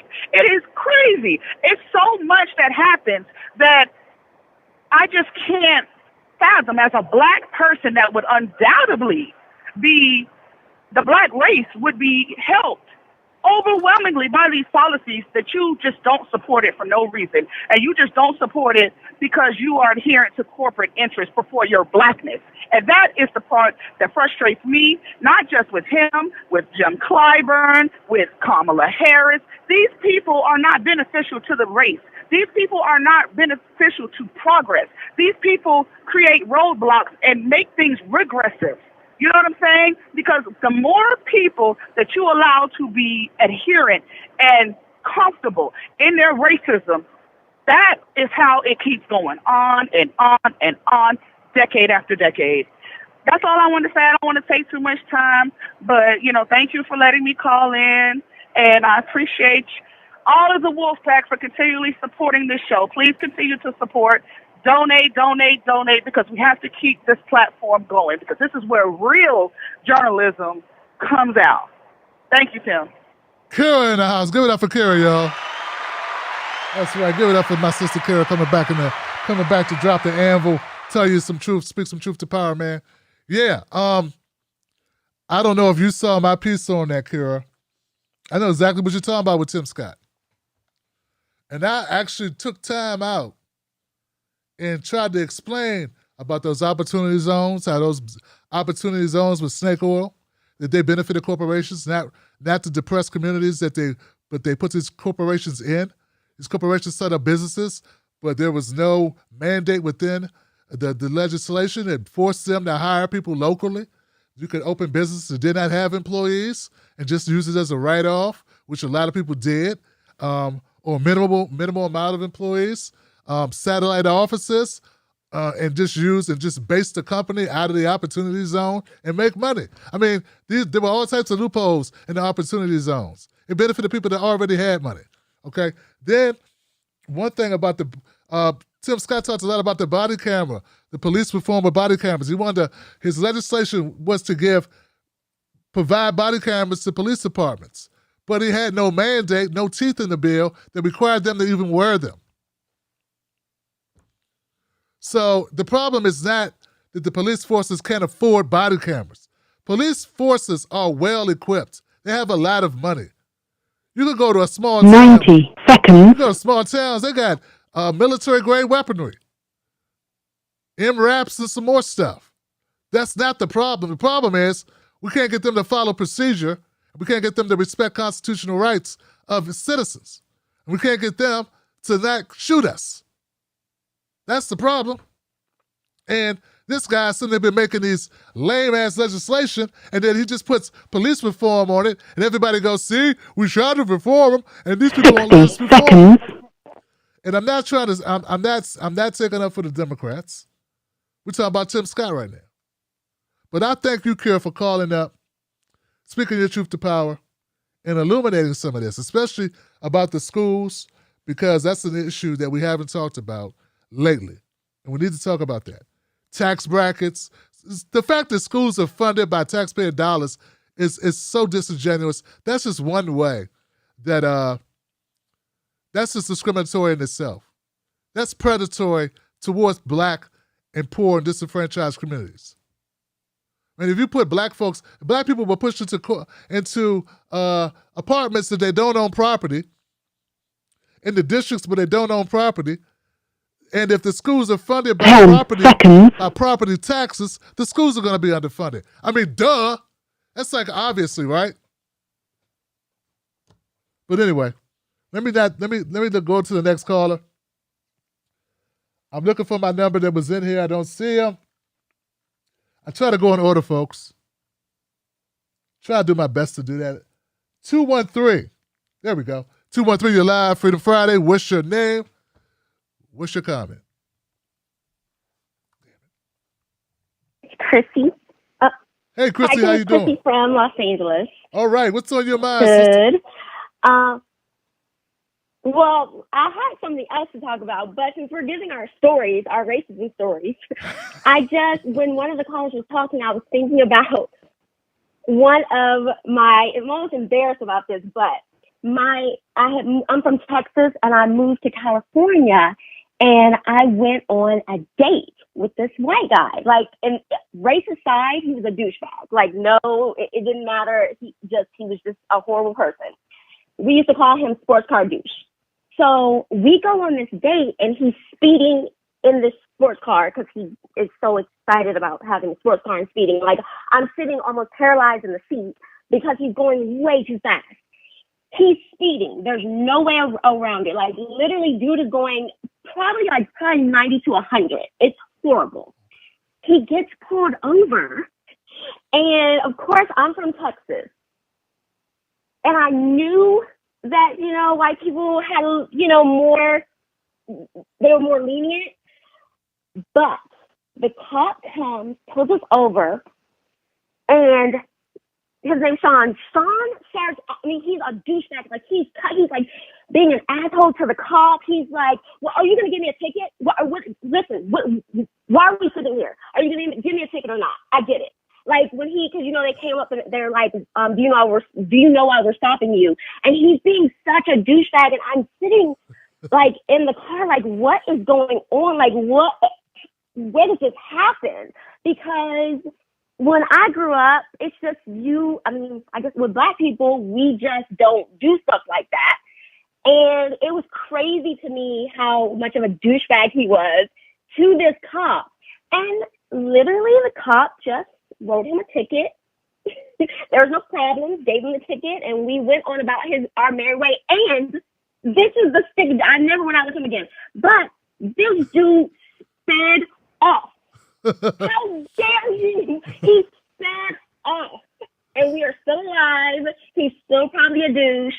But it was just interesting because I could go on and on with stuff like that. But I just thought of it about the college, just seeing how different it is. And the other thing that I thought about when other people were talking is that a long time ago, I won't date myself, but when I was much younger, I used to work for actually the public defender's office in DC. And as an investigator, I was an intern. And so we would have to go out and talk to people in the community. I was the only Black intern. So the people, when we would go out to investigate, they would talk to me more. So we would have to do these reports. And like literally, let's say I'll talk to like 7 or 8 people and I have the same basic story with these people. But the police report would be different than my like 8 stories. And it wasn't just me, the other people, because it was, sometimes they weren't open to talking to us, but when they did talk to us, all of us, I'll say the vast majority of those police reports didn't match what 7 or 8 different people were saying. So I'll say the one thing that I see a little grain of hope about is the fact that everybody is starting to see that policemen, these cops lie on those reports consistently. And I mean, okay, of course, I won't say, I guess I'm not writing it, so I can't say 100% of they're lying. I mean, we know I can say that, but if I'm interviewing 8 and 9 people and they're telling me one thing and the cops report is completely different, and for years and years, there was no cameras to show that it was different, I do say that's the silver lining, because they can't deny, like, we can't just keep going like this and seeing these lies and just keeping it the same. So, okay, the other thing that I wanted to say, that this is actually what I was going to call, I was not going to talk about race. I wanted to tell you that there is no algorithm. I just don't, because I have the YouTube membership, so it's like I don't have to watch ads or whatever. So, because I watched this video you did like last week about the algorithm, and I sort of did a test, and I wrote this as a comment, but this week after that comment, I tracked it just to make sure I wasn't crazy. I've never typed The Daily Show into my YouTube search, not one time, ever. I've never typed, I mean, I don't mind The Hill, but I've never typed The Hill into my YouTube search. Without fail, if I watch like one of the short videos, the next video that comes up is going to be The Daily Show, The Hill, or a congressional hearing. You know what I do type into my search? I'll type, and I did it on purpose even more so this week, I typed Tim Black in. And of course, because I'm looking at the videos, not one time has it ever auto-played to a Tim Black. And I went through my history, because you can look at your history with the membership. Not one time has it gone to autoplay. And I started watching you in June so 6 months ago, basically around my birthday last year, so in June, and I've never had your stuff autoplay. And so there can't be an algorithm. I think it's like I don't want to be a conspiracy theorist, but it has to be that they're paying someone to sponsor the videos or something, because it doesn't make sense, because one time I should get Tim Black as the auto. But I mean, I know it doesn't help, but it's like, at least you know that they're not seeing you. Yeah. Oh, one more thing. About Karen's call. I agree with her 100%. And the only thing I wanted to, I guess it's a thought that popped up, is saying about I was just thinking, I don't know if it's that Black people like a Kamala or a Tim Scott or other people or the people you're talking about who placate, who don't discuss things truthfully. Is it that they don't want to offend the white liberal, or are they brainwashed? Like, they're so brainwashed that they believe that, oh, Kamala she's looking out for our best interest, or not Tim Scott, but maybe other people who show us consistently that they are not for us. And like, I think I called before and told you how I'm, an AKA, and all my sorority sisters are like rah rah Kamala, and it's like, they're smart women. So I haven't talked about the thing lately to see how it is. I sort of just shut up because I don't want to argue, but I think they might actually believe what she's doing, and maybe they are just they don't see. I don't get it, but I think some sort of way we have to get them to pull the mask off or pull whatever it is that makes you not be able to see the hypocrisy and the lies and the. I don't know what the answer is, but I just don't know if they're faking it or they care about white liberals, or if they just really have been brainwashed through life and the way we see ourselves sometimes. Okay, I've been rambling. Thank you so much for listening to me ramble. Bye. No doubt, no doubt. Thank you so much for calling up. Damn. Wow. You know what? That's a good question. I tend to agree with Kara that people know better. But you know what, though? You got a point. Sometimes, man, people do have a different worldview. Some people do have a different worldview. Like, I've met brothers that if you say something happened to another brother, they'll say, what do you do? Try to steal something or something? Like, they immediately throw black people under the bus like nothing. They don't have to know the guy. They don't have to know any context. They just assume the black person did something wrong and the cop was just doing their job. It's like, wow, Joe, I didn't even tell you nothing. You know, like, wow, I didn't give you left or right. You just assumed. So there are people with a different worldview, man, where they just, you know, someone else is saying, they're like, what about people that are sheltered, man? They're sheltered from reality. I just don't think any amount of money really keeps you, if you're black, keeps you away from blackness.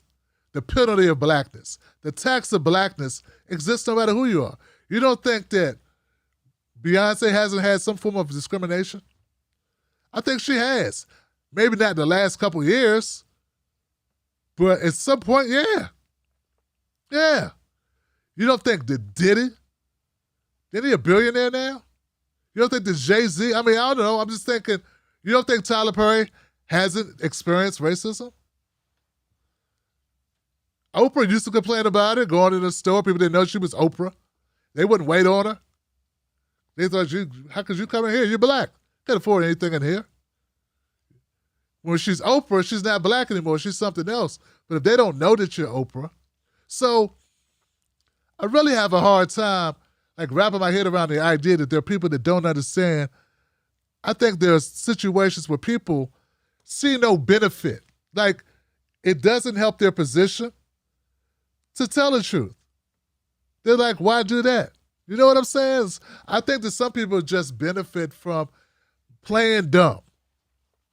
Now, if you're a white person who doesn't know certain things, I guess you could. I would rather say I believe that there are some. Like, I met a white guy, back in one of my first professional jobs. I'll make this real quick. Who told me I was the first black guy he ever met. I mean, I'm kind of old, but I ain't that old. You know what I'm saying? It's like 92. He was from like New Hampshire or something. Someplace where there's no black people. When I was introduced to him, when I introduced myself to him, we were talking. I shook his hand. Later on, like the next week we were talking. We went out to lunch, was hanging out. And he's like, man, Tim, there's no black people where I grew up. You were the first black man's hand I've ever shaken. Ever. I knew there were black people. I just never met any in real life. Real talk. So there aren't that many black people in the world, in the country, I should say. In the country. There are places you could go in America, but there are no black people. They only know of it as this thing they hear about, or they see on TV, playing basketball or rapping or something, or in a movie or a show that they watch. But they don't actually know black people. Then it all comes down to what they've been told about black people. Anyway, on the other side of it, unless you live really, really, really deep in the hood, if you black, you know white people. Because there's a lot more white people in America than black people. Anyway, I'm going to keep it moving. Interesting stuff, man. You guys really keep me going here. 347, you're live. What's your name? What's your comment? Hey, what's up, Tim? It's Joe from Harlem. How you doing? Joe, what's cracking, man? What's up? Good, good. I can't really hear you. Can you hear me? Yeah, I got you. You good? Oh, I got you, yeah. Yeah, you won't be laughing too, man. Your faces with these callers, man. Holy smokes. This is a very entertaining show. The one young man, he had me when he said his friend got his ear bitten off and it wasn't a racial thing. But then he pivoted to, like, Israel and contracts. Like, what the hell is going on here? Well, you know, I understand. Sometimes I come on here and I ramble. You know, we all got a lot of thoughts. But this is what I want to say. May 21st, 1981. That's when I was born. And that was the last Ku Klux Klan killing in the United States. Recorded killing. So I was born into a racist country. You know, I was born into a horror story. The crack epidemic. It's a horror story. You know, I went through that. All these other instances, these are contemporary. The killing, George Floyd. Racism is too soft of a word. This is a horror story for some people. But, you know, on the other hand, what I think is, in order to address this, and even what some of your callers said, it's not white people who have to do better. White people are incentivized to do bad. Meaning, like what the one caller said about Tim Riley's grandmother, when she was at her weakest point, and she called the maid the N-word. And I think a lot of people are suffering from, you know, economic despair, or they're competitive in life, and, you know, they're naturally going to do something, you know, not naturally, but a lot of people are going to do bad things when they got pressure against their back.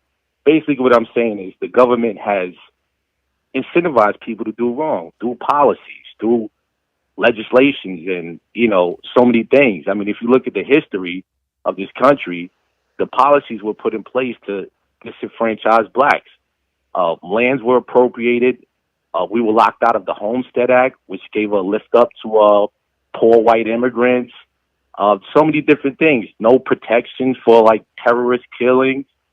And in order to fix the problem, like they fix every other problem, the government has to fix it. Put the policies in place, put the protections in place, convict these people that kill kids.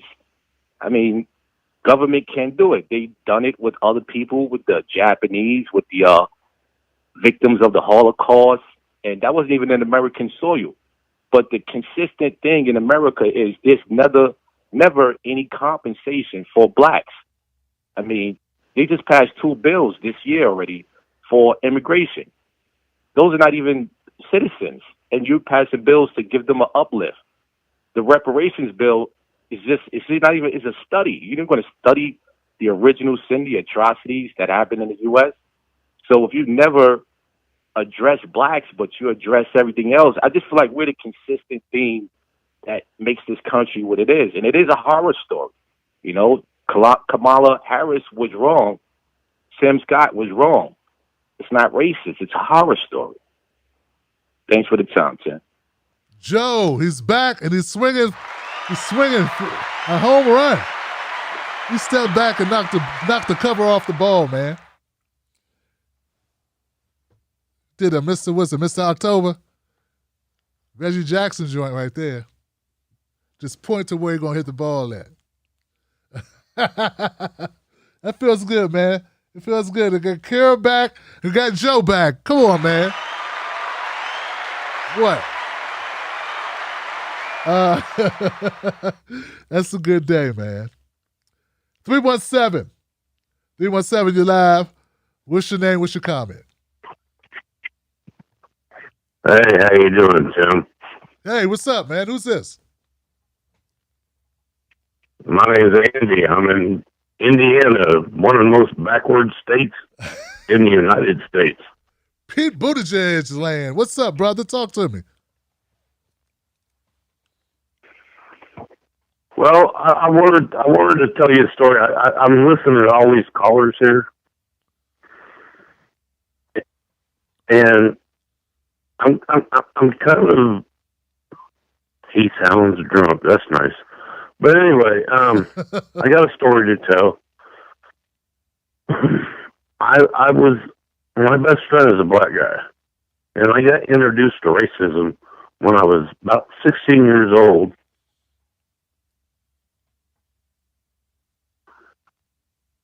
And I need to turn down the volume. I'm sorry. Anyway, I got pulled over for having a black guy in the car. And excuse my language, but the cop pulled me out and said, "Why you got a nigger in your car?" And I was like, excuse me? And I was taught to love everybody for who they are. And I was just dumbfounded by what I experienced in life. And I don't think many people realize how horrible racism is.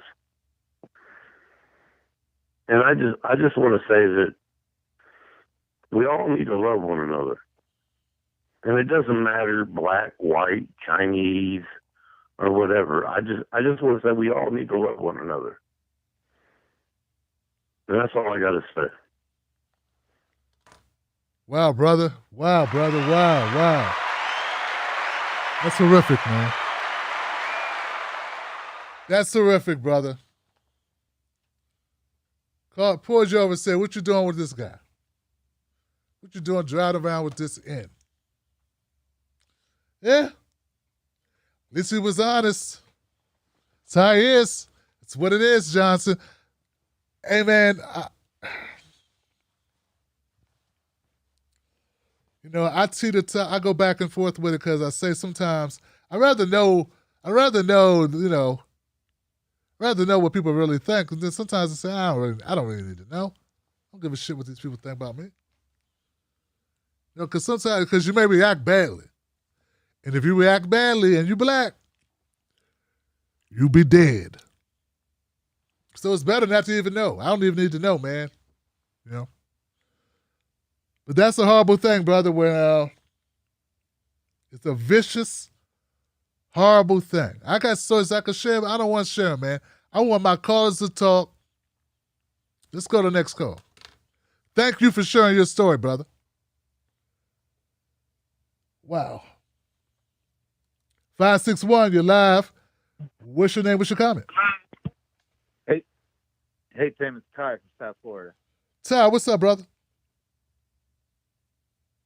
I'm just hoping to tell a little story to try to get to a point. I'm a locksmith, and for anybody that's new that isn't familiar with me, I look very different from how I sound. I took a call. This lady, she was hysterical. She was upset. She was locked out of her house. She said she had a little girl with Down syndrome. She didn't know what to do. I immediately told her, used to work with special needs kids. Down syndrome people with Down syndrome are some of the most empathetic and compassionate and caring people I've ever met. Tell her I've been doing this 10 years and I'll be there soon and we'll get you taken care of. And she was so happy. She said that she was going to pour me a drink when I got there. She was so happy. Thank goodness I got you and you understand what's going on here. And so I zip right over. I get to the condo. It's on Palm Beach Island. We go upstairs. It's on the 4th floor, little hallway. I open the door, quick, clean, just pick the lock, no damage. She can still use the key she's got inside. She takes 2 steps inside of the house and says, "I've been robbed. What do I do?" I said, "You've been robbed?"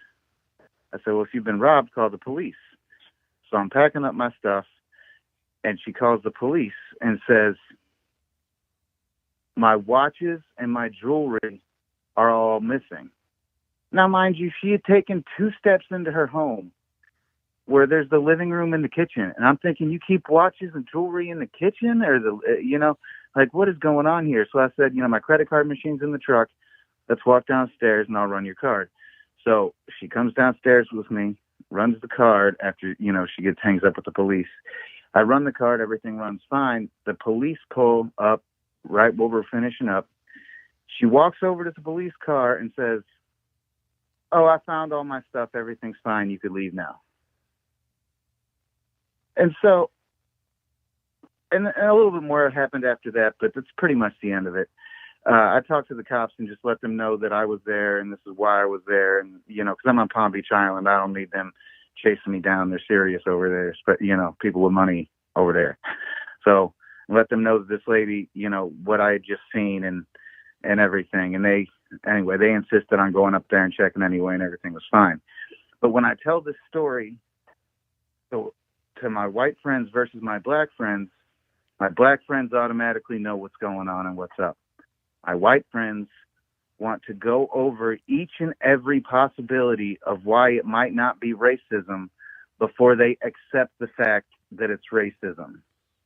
And it's the same thing, like with and I can't remember the girl's name, but, oh, she had a knife, therefore it can't be racism. You know, it's just looking for anything other than what it actually is. It's like watching Tucker Carlson and just pretending that he has no doublespeak, you know, and actually watching the entire U.S. Congress and pretending there's no doublespeak. It's like we need a dictionary for doublespeak so that we can point it out to these people who either genuinely don't understand and don't get that this is what's going on, or they're just, you know, actively ignoring it and pretending it doesn't exist, like they're doing with racism in general. But I guess that was pretty much my point. Just that they always are looking for the reason that it might not be racism, and they're going with that just because it might be a possibility, even though it's the slimmest possible. You know, and I'm rambling now, but just one last thing: that cop had time enough to watch her run across the driveway, tackle another girl, get back up, run across the sidewalk, and he had time enough to stand there and not do anything about any of it until the last possible second when her arm's in the air and the only choice he's got is to pull his gun. You know, he had time. I used to work with special needs kids that violence was the main issue. A whole school full of special needs kids that the specific reason 90% of those kids were there was because they were violent and couldn't be in a regular school. When those kids got violent, they grabbed the scissors or, you know, it was a charter school. So sometimes the parents would send in actually, you know, knives and stuff with the kids' lunches.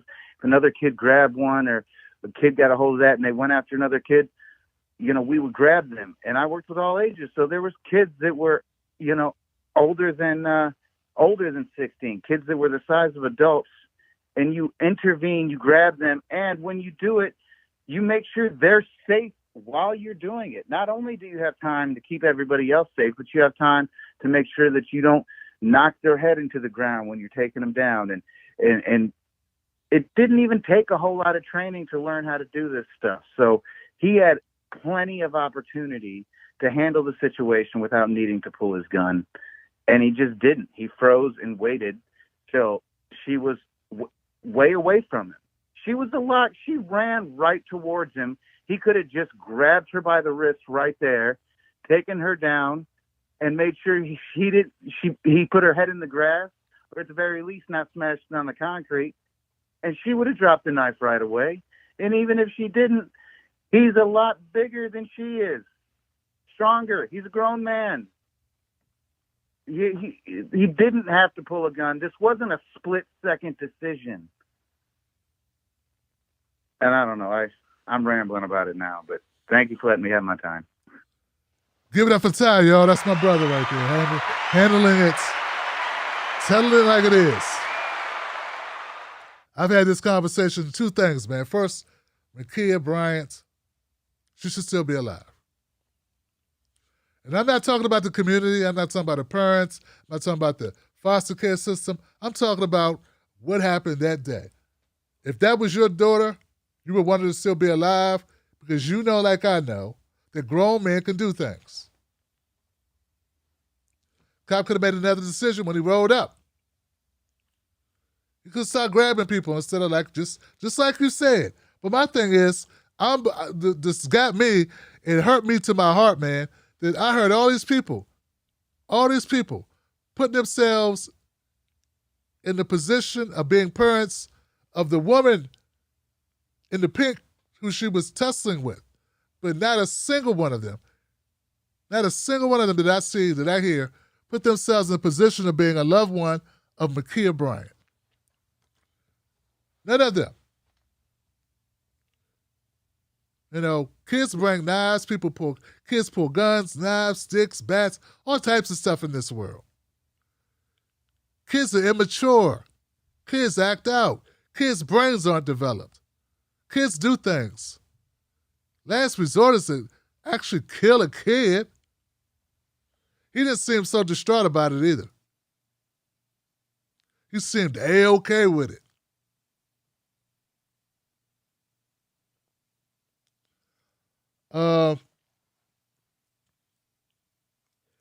One of them. See, no one mentions how divisive it is. Like you said, Ty, when you mention a scenario or situation, and you're talking to somebody, and all they try to do is play devil's advocate on your shit. Everything's devil's advocate. Hey, man, I was with a white guy, cop pulled up, he put the gun on me and said, if you move, I'll kill you. The white guy runs away just fine. That happened to me. Well, maybe he couldn't get the white guy, but he got you, so he just, no, he held his gun on me, and the white guy ran. He got away. I just stood there because I know he'd shoot me because he's a racist-ass cop. And they would try to name every scenario, every difference, something, maybe his reflexes, maybe that morning he ate some Wheaties, but he was out of milk, so then he had to use water on his Wheaties, and therefore if you use water on your Wheaties, and then he may have stubbed his toe on the way to putting on his uniform, and when you stub your toe and you don't eat milk in your Wheaties, you end up using water, and then you may have ran out of gas on the way to work, and he had to stop at the gas station. I mean, you combine those three things, and then he's got you, and then it's like, wow, man, how could he? It could have not been race. Yeah, remember, we don't have this conversation ever again. Let's never talk about anything that's important. 540, you still here? It's 540 in the house. It's 214 in the house. 214 is in the house. 214, you're live. What's your name? What's your comment? Trill. What's up? Trill South, Tim. You know it's me. Trill, what's up, How brother? you doing, bro? I'm good, man. What's going on?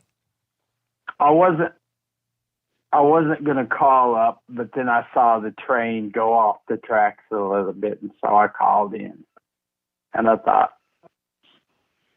I might try to fix things and straighten things up a little as you were trying to do yourself. It seemed like the first man with this communism and Nazis, I wasn't following that myself. And then the next man who called in and laughed, and I thought, maybe the second guy, maybe he has some weed. Maybe the first guy needs some weed. The second guy has some. Maybe we all need some. That's ultimately a lot of the problem. I mean, to live in this country, the country was started by people who are racist. And so we are all, as humans, we are all visual people, and we all have bias developed through our entire time on the planet.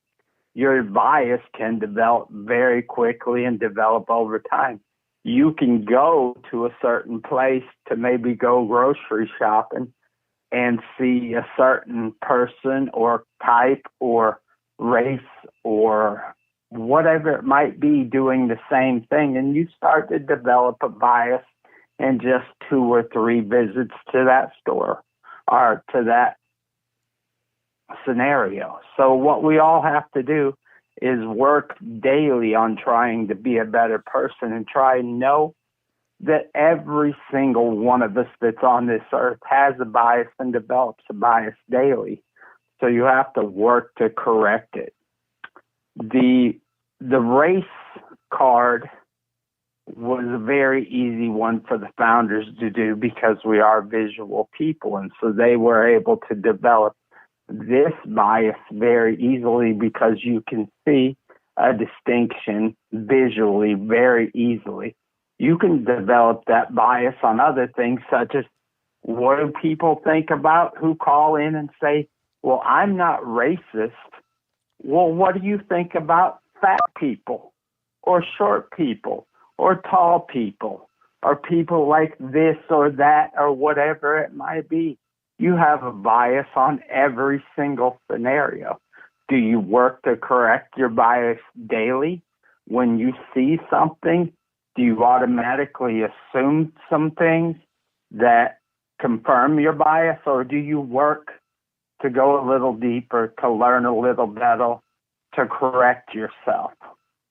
Most people don't work on that constant correction that we have to do, the constant evaluation of ourselves, our own biases, and what they see. So it happens to every one of us, whether we admit it or not, and it can be so many different factors, and so that's just part of being a visual being.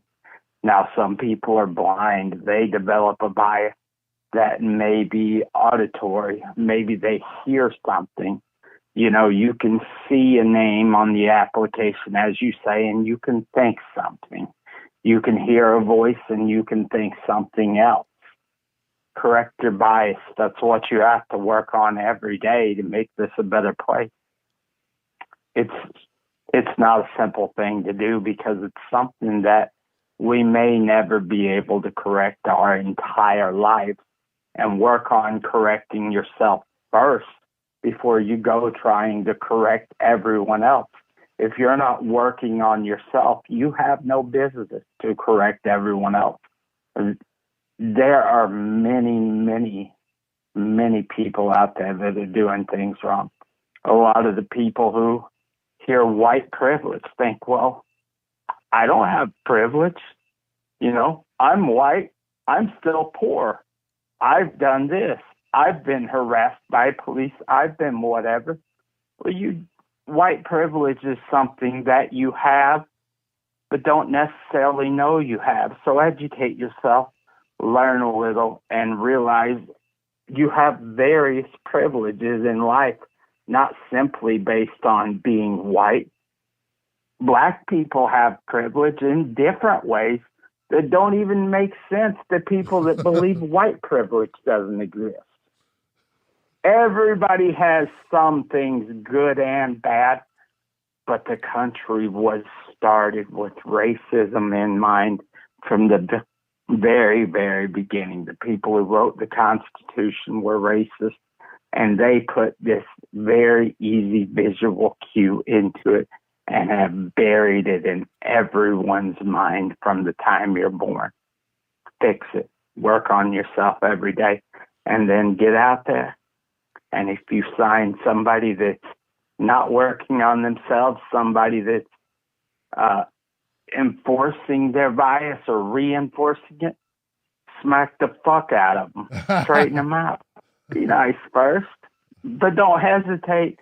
If you're an asshole, if you're a racist, if you're a misogynist, if you're this or that, don't be afraid to smack them and straighten them out. If you can't do it a good way, you got to do something, but work on yourself.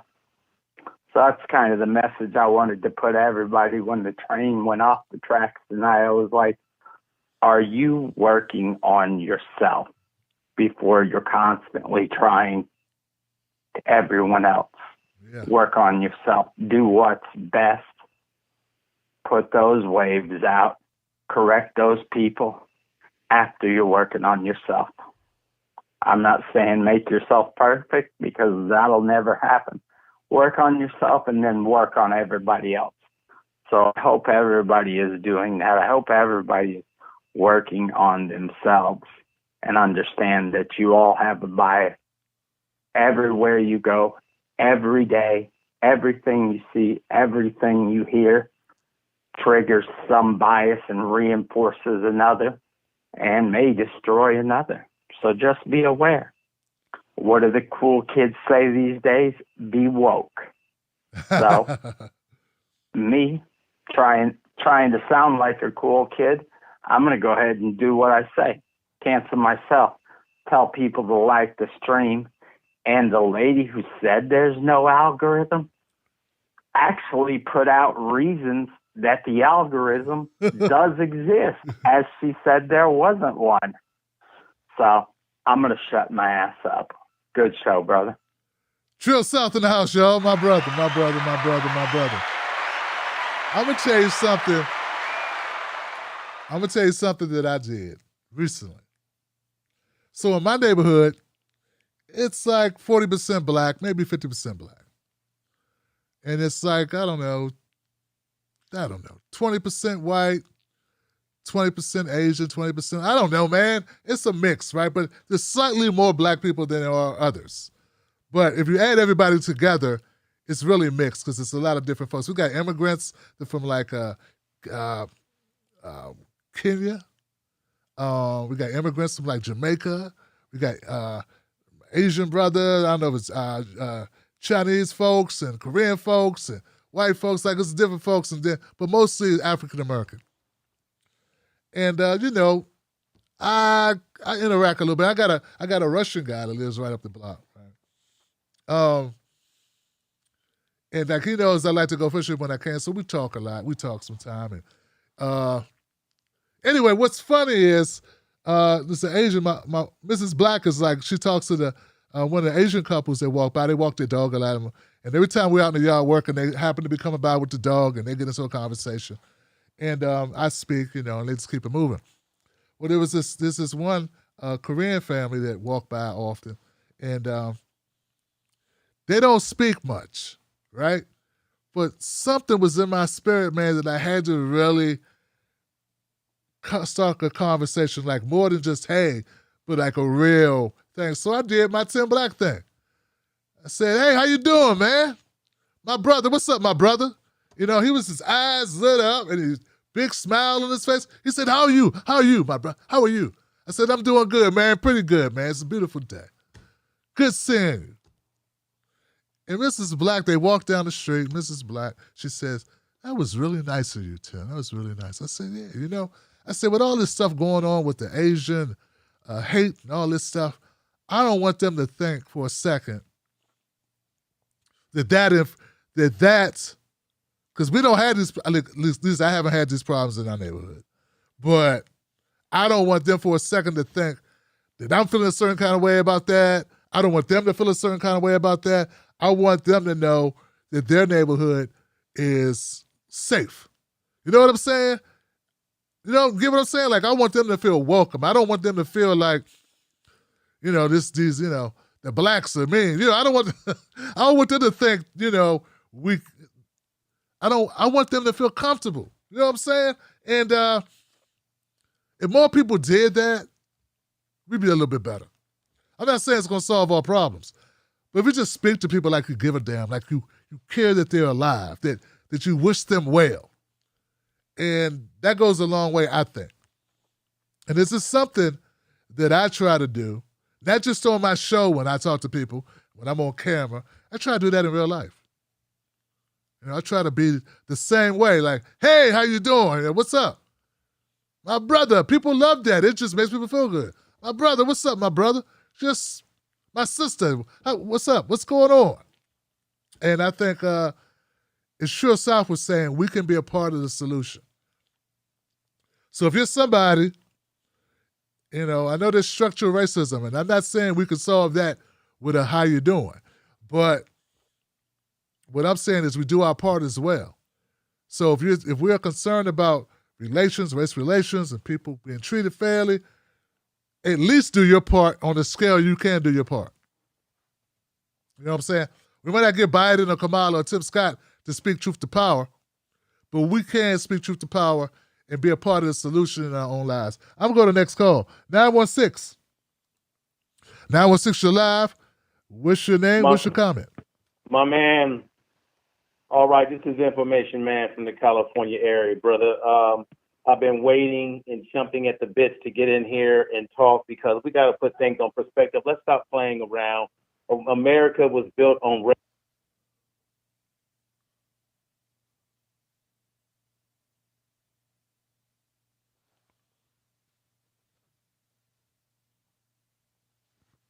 Hello?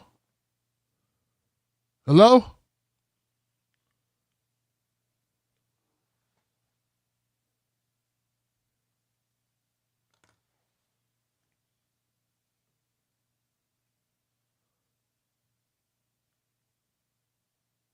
Okay. Information.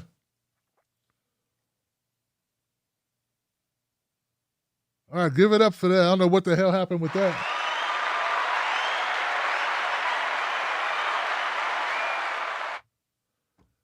Uh, 310, you're live. 310, you're live. I don't know what happened with the last caller. Can you hear me? Tim. Yes. Tim, can you hear me? Yeah, I hear you fine, yes. Hey, this is Smooth. Smooth, All right, this is Smooth. How you doing, man? What's up, brother? What's on your mind, man? Man, can I talk about California for a minute? Yes. You know, we got a recall getting ready to happen out here with the governor, Newsom. And they got all these, I hate to use the white folks, thinking he's going to do something good to deter black people. We're going to spend almost millions of dollars on a recall trying to get a Republican in to come into the state of California. They're mad because people are leaving California. Well, the people that's leaving California are the ones that got money. That's how we lost that electoral seat. And I'm saying, okay, whenever we have Republicans, what happens to the economy? It's never a good thing for black people. It's never a good thing for people that got to go to work because they cut taxes for the rich, and this is no trickle-down system. We never benefit from it. Never. Even when they put Arnold in there, the main person why we got this homeless situation in California is because of their big, proud father, Ronald Reagan. They don't want to talk about that. Ronald Reagan started all of this stuff with the homeless situation. But anyway, it goes back to what you guys have been talking about earlier. People do not want to admit racism. Kamala Harris, Joe Biden tap danced around that issue. Well, you can't continue to tap dance around an issue that's right in your face.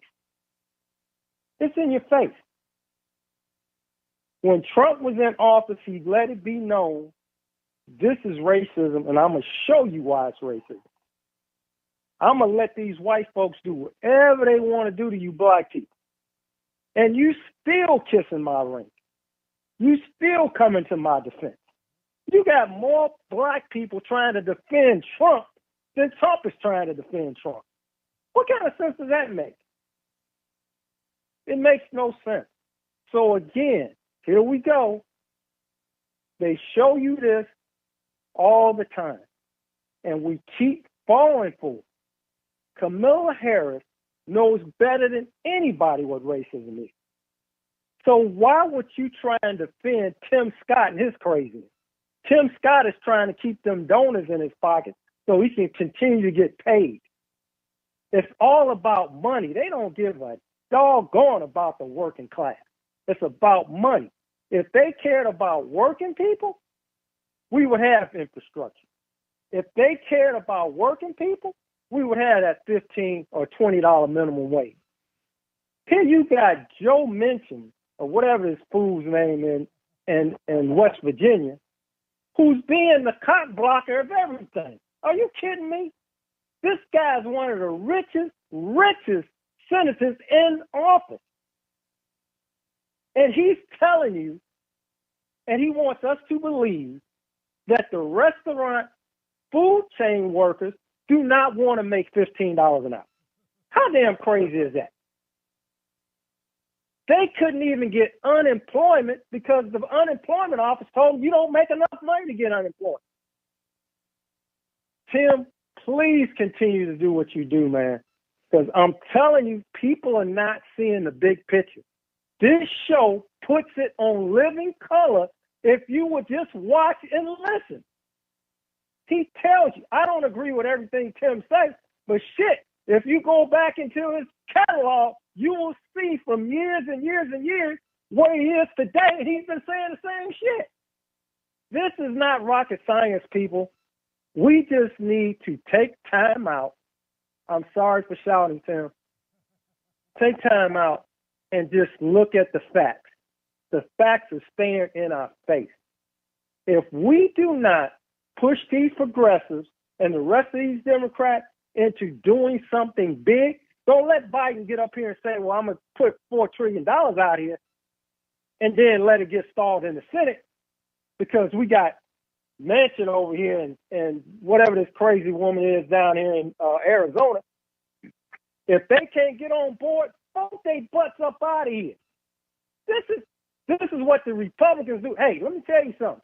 Trump said, hey, if you ain't on my program, you're getting the hell up out of here. It's real simple. And the Democrats need to get some damn balls about their shit and quit trying to dance with these people. This ain't the party that you want to be in. Get your ass up out of here.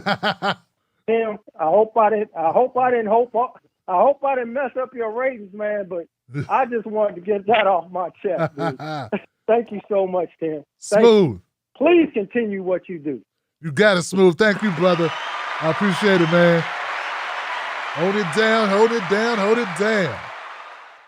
Man, I'm checking the queue, man. I don't know what happened earlier. I had a couple people, man, I guess they just called to listen. But I'm looking, it looks like I got everybody. Smart Sister.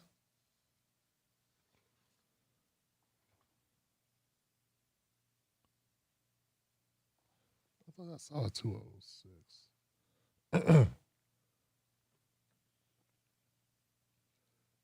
206. I tried you earlier. Did you call to talk or are you just listening? Here. 206, how you doing? Oh, I'm here. I'm all the way here, man. Can you hear me? I hear you now. What's going on, brother? Oh, yeah. Yeah, I was on mute before, man. I'm sorry. I was on mute. But anyways, this is What Up America. I'm from Seattle, Washington. Yeah, I just had a couple things to say. I really wanted to say them. I don't trust Yang either. You know, like, I mean, I think that, you know, when the first time he came out with this, you know, the UBI thing, it was like he wanted to cut all the other social safety net things. So it's just like, dude, cancel. Sorry. And I want to thank Sign of the Times and all of your other moderators for canceling the bots, because goddamn, there was a lot of them in the beginning of your show. And I want to say this country is totally racist. I mean, it's like a basis for racism around the world. So, I mean, I'm a white person. I have pretty much completely white, you know, Germany and Norwegian heritage, right? And I know that almost every white person in this, pretty much every white person is racist in a way, because you accept the master narrative of this country where we say the history. I mean, the history of it is completely clear that, you know, white people have just completely been incredible. I mean, I don't even have to recite it, you know, but white people need to reflect like that. The other color I thought was really good, like reflect and look at their biases and try to see what kind of latent learnings they need to unlearn, because they learned them. You know, I learned, you know, lots of things, and I've always been trying to get over it. And I you know, I myself, I'm a trans person, but for a long time I was transphobic. So, like, for a long time I was transphobic, hating myself for the feelings that I myself was having. right? And so it's not impossible for people to accept a narrative that is against their own individual identity interests, right? And I mean, if you're white, you need to think critically about yourself and to feel empathy and understanding. And honestly, like, as a white person, I just want to make it right. Like, I don't understand why we can't just make it right with African Americans here. And I want to, you know, everybody puts their guards up, and, you know, I mean, people, like, black people feel this persecution just for being black here, you know, in this country. And that's not how I go about life. When I go about life, I'm just sort of like living life. You know, I'm a white person. Oh, good. I'm living life, and I really don't feel any cares, right? But when you're black, I understand that you're living life, but at the same time, you always have this shadow looming over you where you could be fucking persecuted and arrested and unlawfully killed, you know? Like, I mean, that's ridiculous to live under that. It's like, it's totally two different countries, you know? And so, anyways, I'm so glad that you took my call, and, you know, like, I apologize for, you know, not unmuting myself. No problem. That's like not Wolfpack behavior, yo. But appreciate you, Tim. Peace. I appreciate you too. What up, America, my friend? What up, America?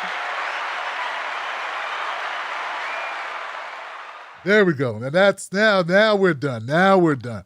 I want to thank everybody that called in tonight. I want to add something. I don't know, some of you guys who've been around for a while, you may have met my son, TJ. Now, TJ is now 23 years old. And today, he moved out a couple years ago with his girlfriend.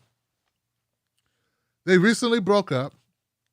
And today, I helped him move himself into his own place. So my son, TJ, now is not just living alone. He's really living alone now. And I'm so proud of him. He's got a job. He's able to pay his rent. And he's living his life. And I'm happy for him, and I'm very proud of him. And it's amazing that was my little boy.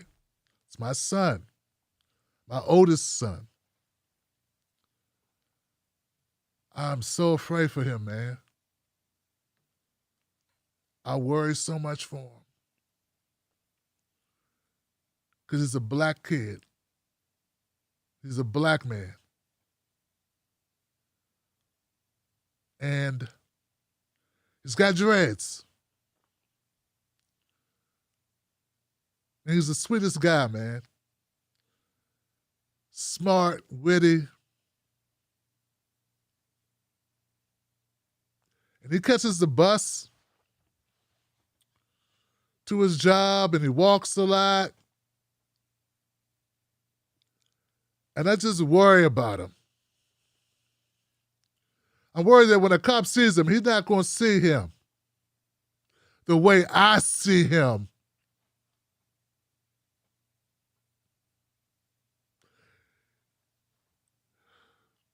I'm worried that a cop may see him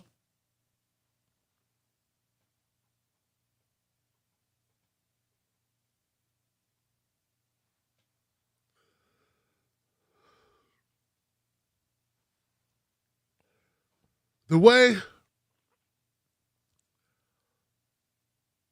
cops have seen young black men throughout time, throughout history in this country.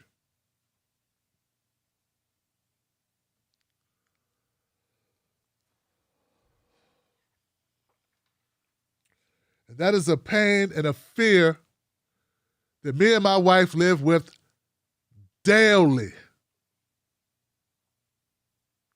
And if you do not have that fear for your white son, how dare you not respect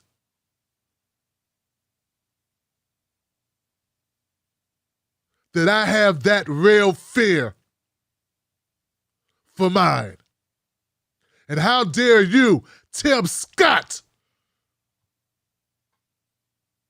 tell me that ain't real?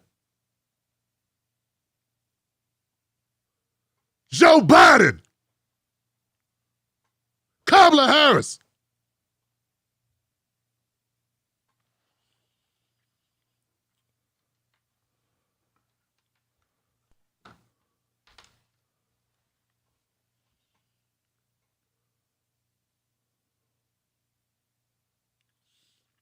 all of you Facebook trolls denying my reality.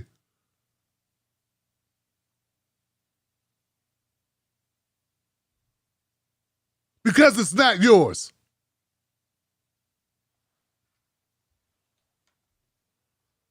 I'm just making it up. Huh.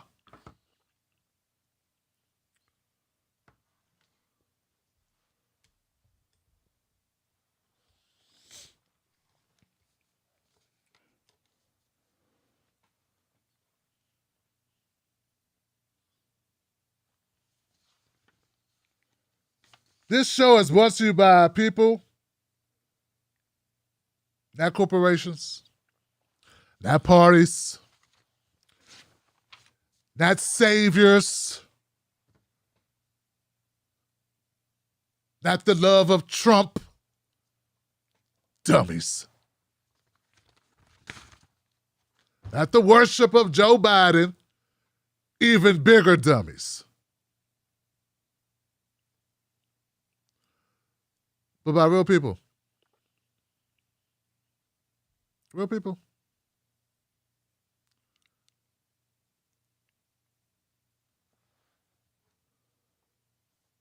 If you're not going to wise up, at least shut up.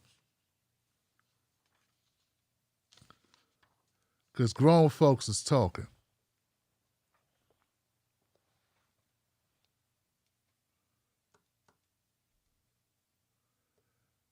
I want to thank everybody that called into the show tonight. The show is only possible because of you. Thank you to the members who became members tonight. Thank you for the people that shared the show. You're under no obligation to do so. Thank you. Let's go to Super Chats. Let's read these Super Chats. We got great people that donated to the show to keep the show going. My Wolf Pack, Wolf Pack, Wolf Pack. Her Rain Dog said, welcome, Johnsons. Thank you, Her Rain Dog. Thank you. Keith Weston, my brother, once again came through, man. Keith.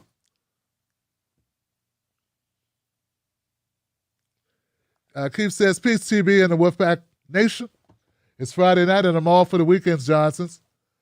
Let's keep leveling up, Wolfpack.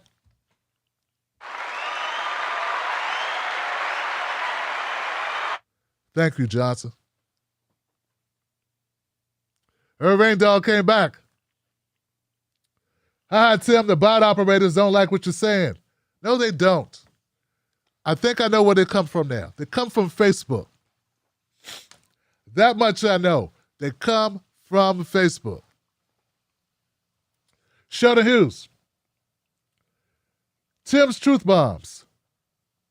Keep up the good work. Thank you, brother. SK came through. If there's no racism in America, why is Tim the only black person in the Senate? Republican Senate.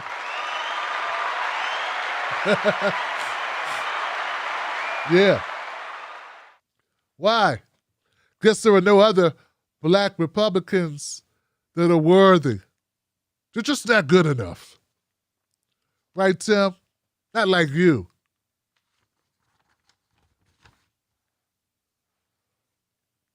Thank you, SK.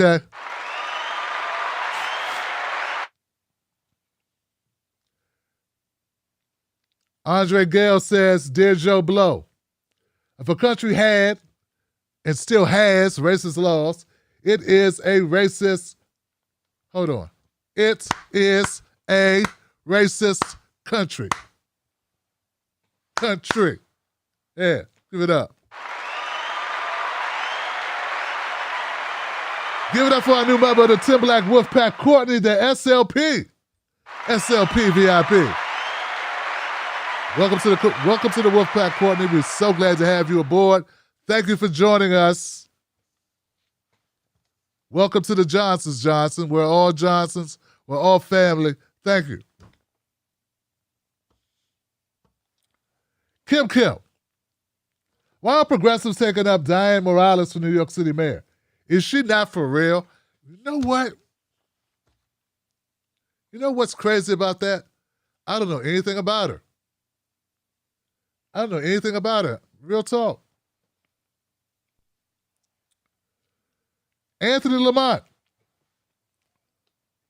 Much love to the auntie, Elder Stephanie Bottom, who was roughed up by cowardly North Carolina cops in 2019. This doesn't happen in a non-racist country.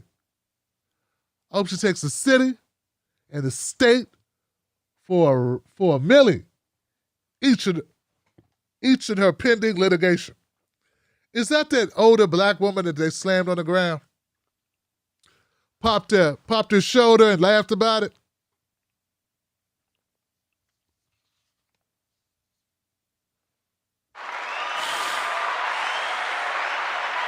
Sorry, guys.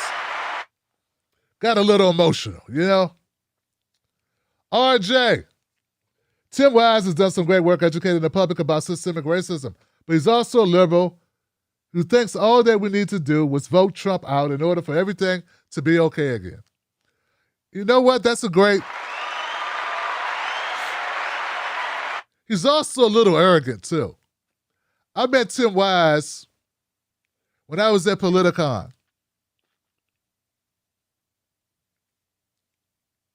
You know, it's a lot of arrogance around these liberal circles, man. That's an apt criticism.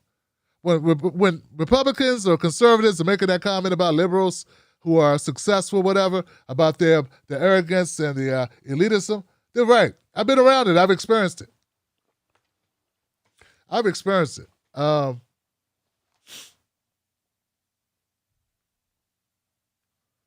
But I'm not so sure he doesn't know that this is going to require more than that. You just give it to Trump. But people know where the money button is. They know what's going to bring the dollars in. And they know not to rock the boat, Johnson. They know it's better not to rock the boat, Johnson. There's a fine line you got to walk because they will sacrifice a white guy. Oh, look at Al Franken. Get out of line, cause anybody any trouble, and you can be sacrificed. So whether Tim Wise believes that getting rid of Trump would solve all problems or not, he'll damn sure act that way if that's the way the wind is blowing. These people don't even have to be paid off to sell out. They just do it automatically because they know it's called playing the game. Playing the game is when the game is so tight that the rules are just so well known. People sell out without being asked. They're not going to give you anything for you not to sell out. The fear of them taking away what you do have is enough. SK. Tim, I'm so sorry.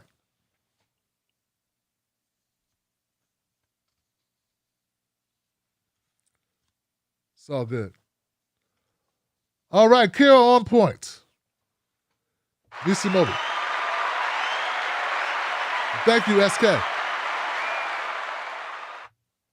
Appreciate you, SK. Sally Thompson. White people are trapped in history they don't understand. James Baldwin quote. Good show tonight, Tim. Vanita Vanderbilt. Thank you, Vanita. Wolfpack. Susan Bradley says, oh, I got money again. Since yesterday. I don't know what a DK is, but thank you, sister. DKK. Kira says, what's crazy is West Virginia is hurting so badly financially, and their Democratic senator is blocking the minimum wage hike. Yes.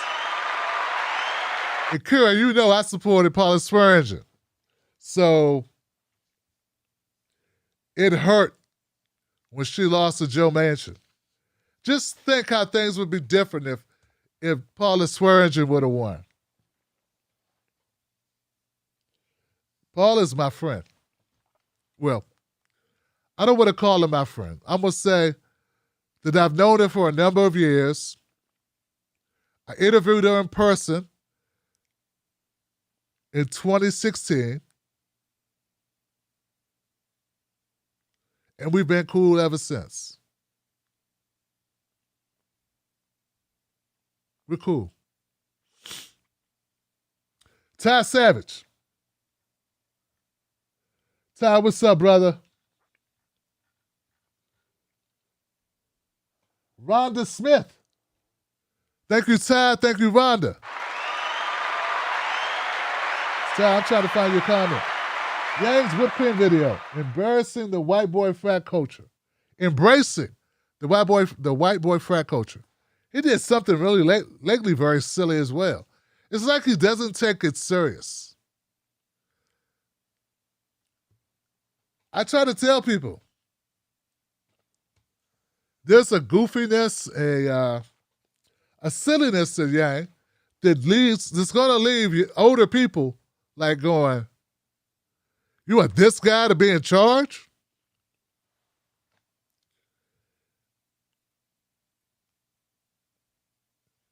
You might lose, Johnson. Because people like to feel confident. They want a grown-up in charge. Hey, he already got the young vote. Do you think he can win New York with just a young vote? I don't think he can, Johnson. I think it's going to take him to have at least a decent amount of older voters. Yep, that's what I think. And I don't know how you're going to get them. I don't know how he's going to secure older voters. That's just my take on it. I haven't really followed the race very closely. We got some time. Support Nina Turner. Support Nina Turner, y'all. That's right, Nina Turner. This is a pro Nina Turner channel. We support her. I say, man, hey, look, I strongly support her run for Congress, but I'm going to tell you this, I'm a little disappointed. I wanted to support her presidential run in 2024. So I feel like her getting this would be a consolation in a way because I wanted her to run for president. That's just me. That's just me, you know.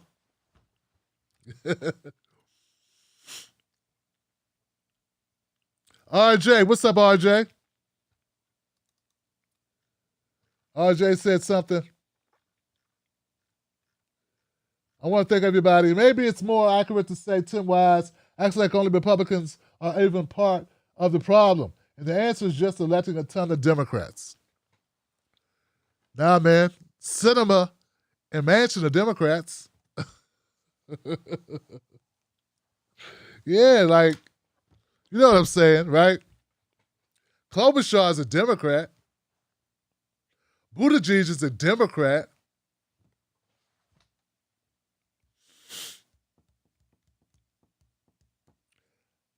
Woo! What a night, Johnson. What a night. You guys good? Good show? Facebook, we good? I know it's late. It's crazy, ain't it? I'm pretty much delirious at this point.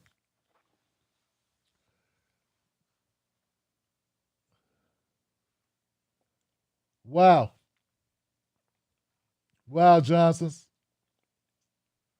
Well, look, guys, become a member of the Tim Black Wolfpack. Go to jointimblack.com. To become a member, go to jointimblack.com. Find out about qualified immunity because we need to end qualified immunity. We need to end qualified immunity. Go to campaigntoendqualifiedimmunity.org. Campaigntoendqualifiedimmunity.org. You see me on the website like this.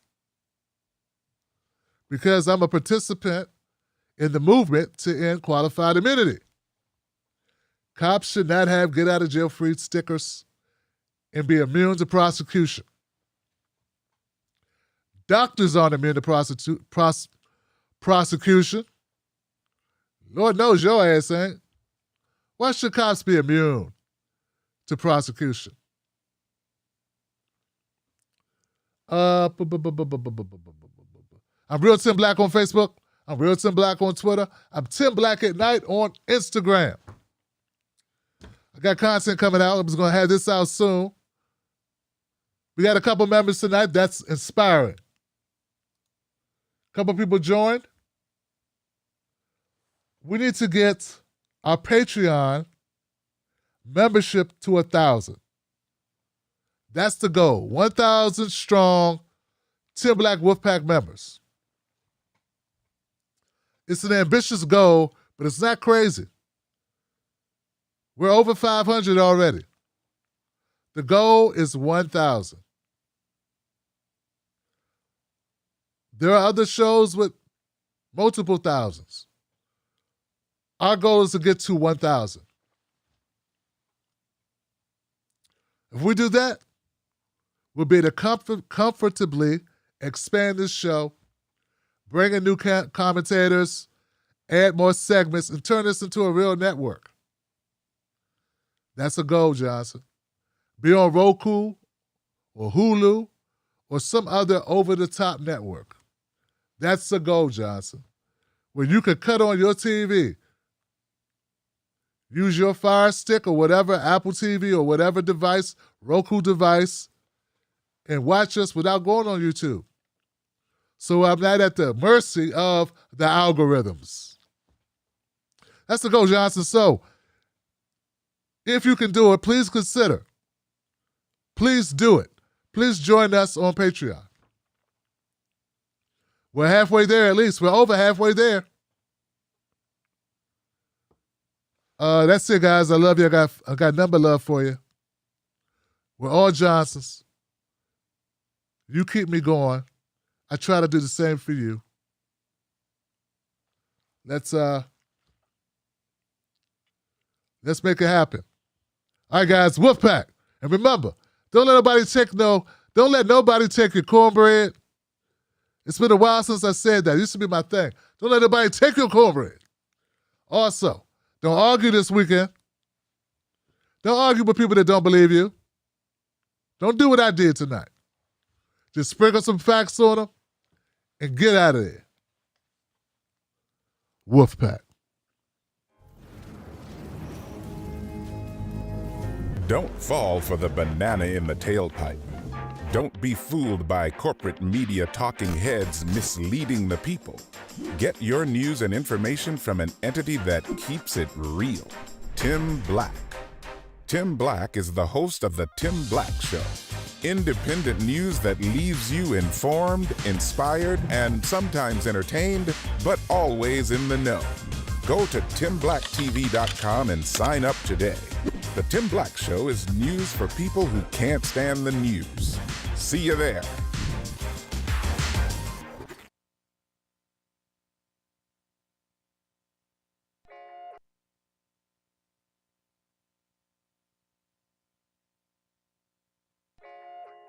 Let me ask you something. Do they know us? When I say they, I mean the talking heads on cable news. Do they know you? I mean, they talk about the world as if it's a sport. They play political games, report on our pain, rack our brain to feed the stock exchange, but do they know us? Do they know what we care about? Nope. They're too far away. They can't see us. They can't feel us. They can't relate to us. See, when you want to know what's going on in your world, trust someone who lives in your world. Subscribe.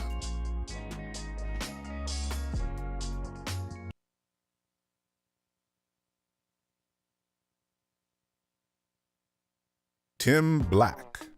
Tim Black is the host of The Tim Black Show. Independent news that leaves you informed, inspired, and sometimes entertained, but always in the know. Go to TimBlackTV.com and sign up today. The Tim Black Show is news for people who can't stand the news. See you there.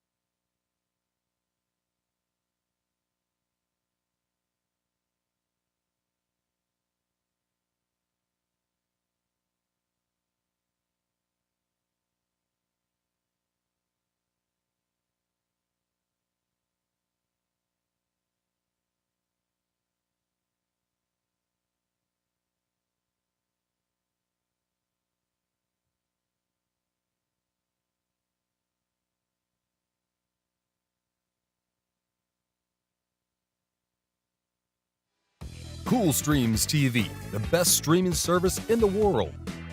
With over 2,000 channels. Watch it anywhere on your Android or iPhone.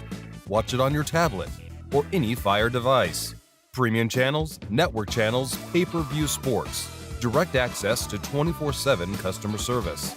Go to CoolStreamsTV.com and purchase your subscription. Cool Streams TV. We are the best in the business.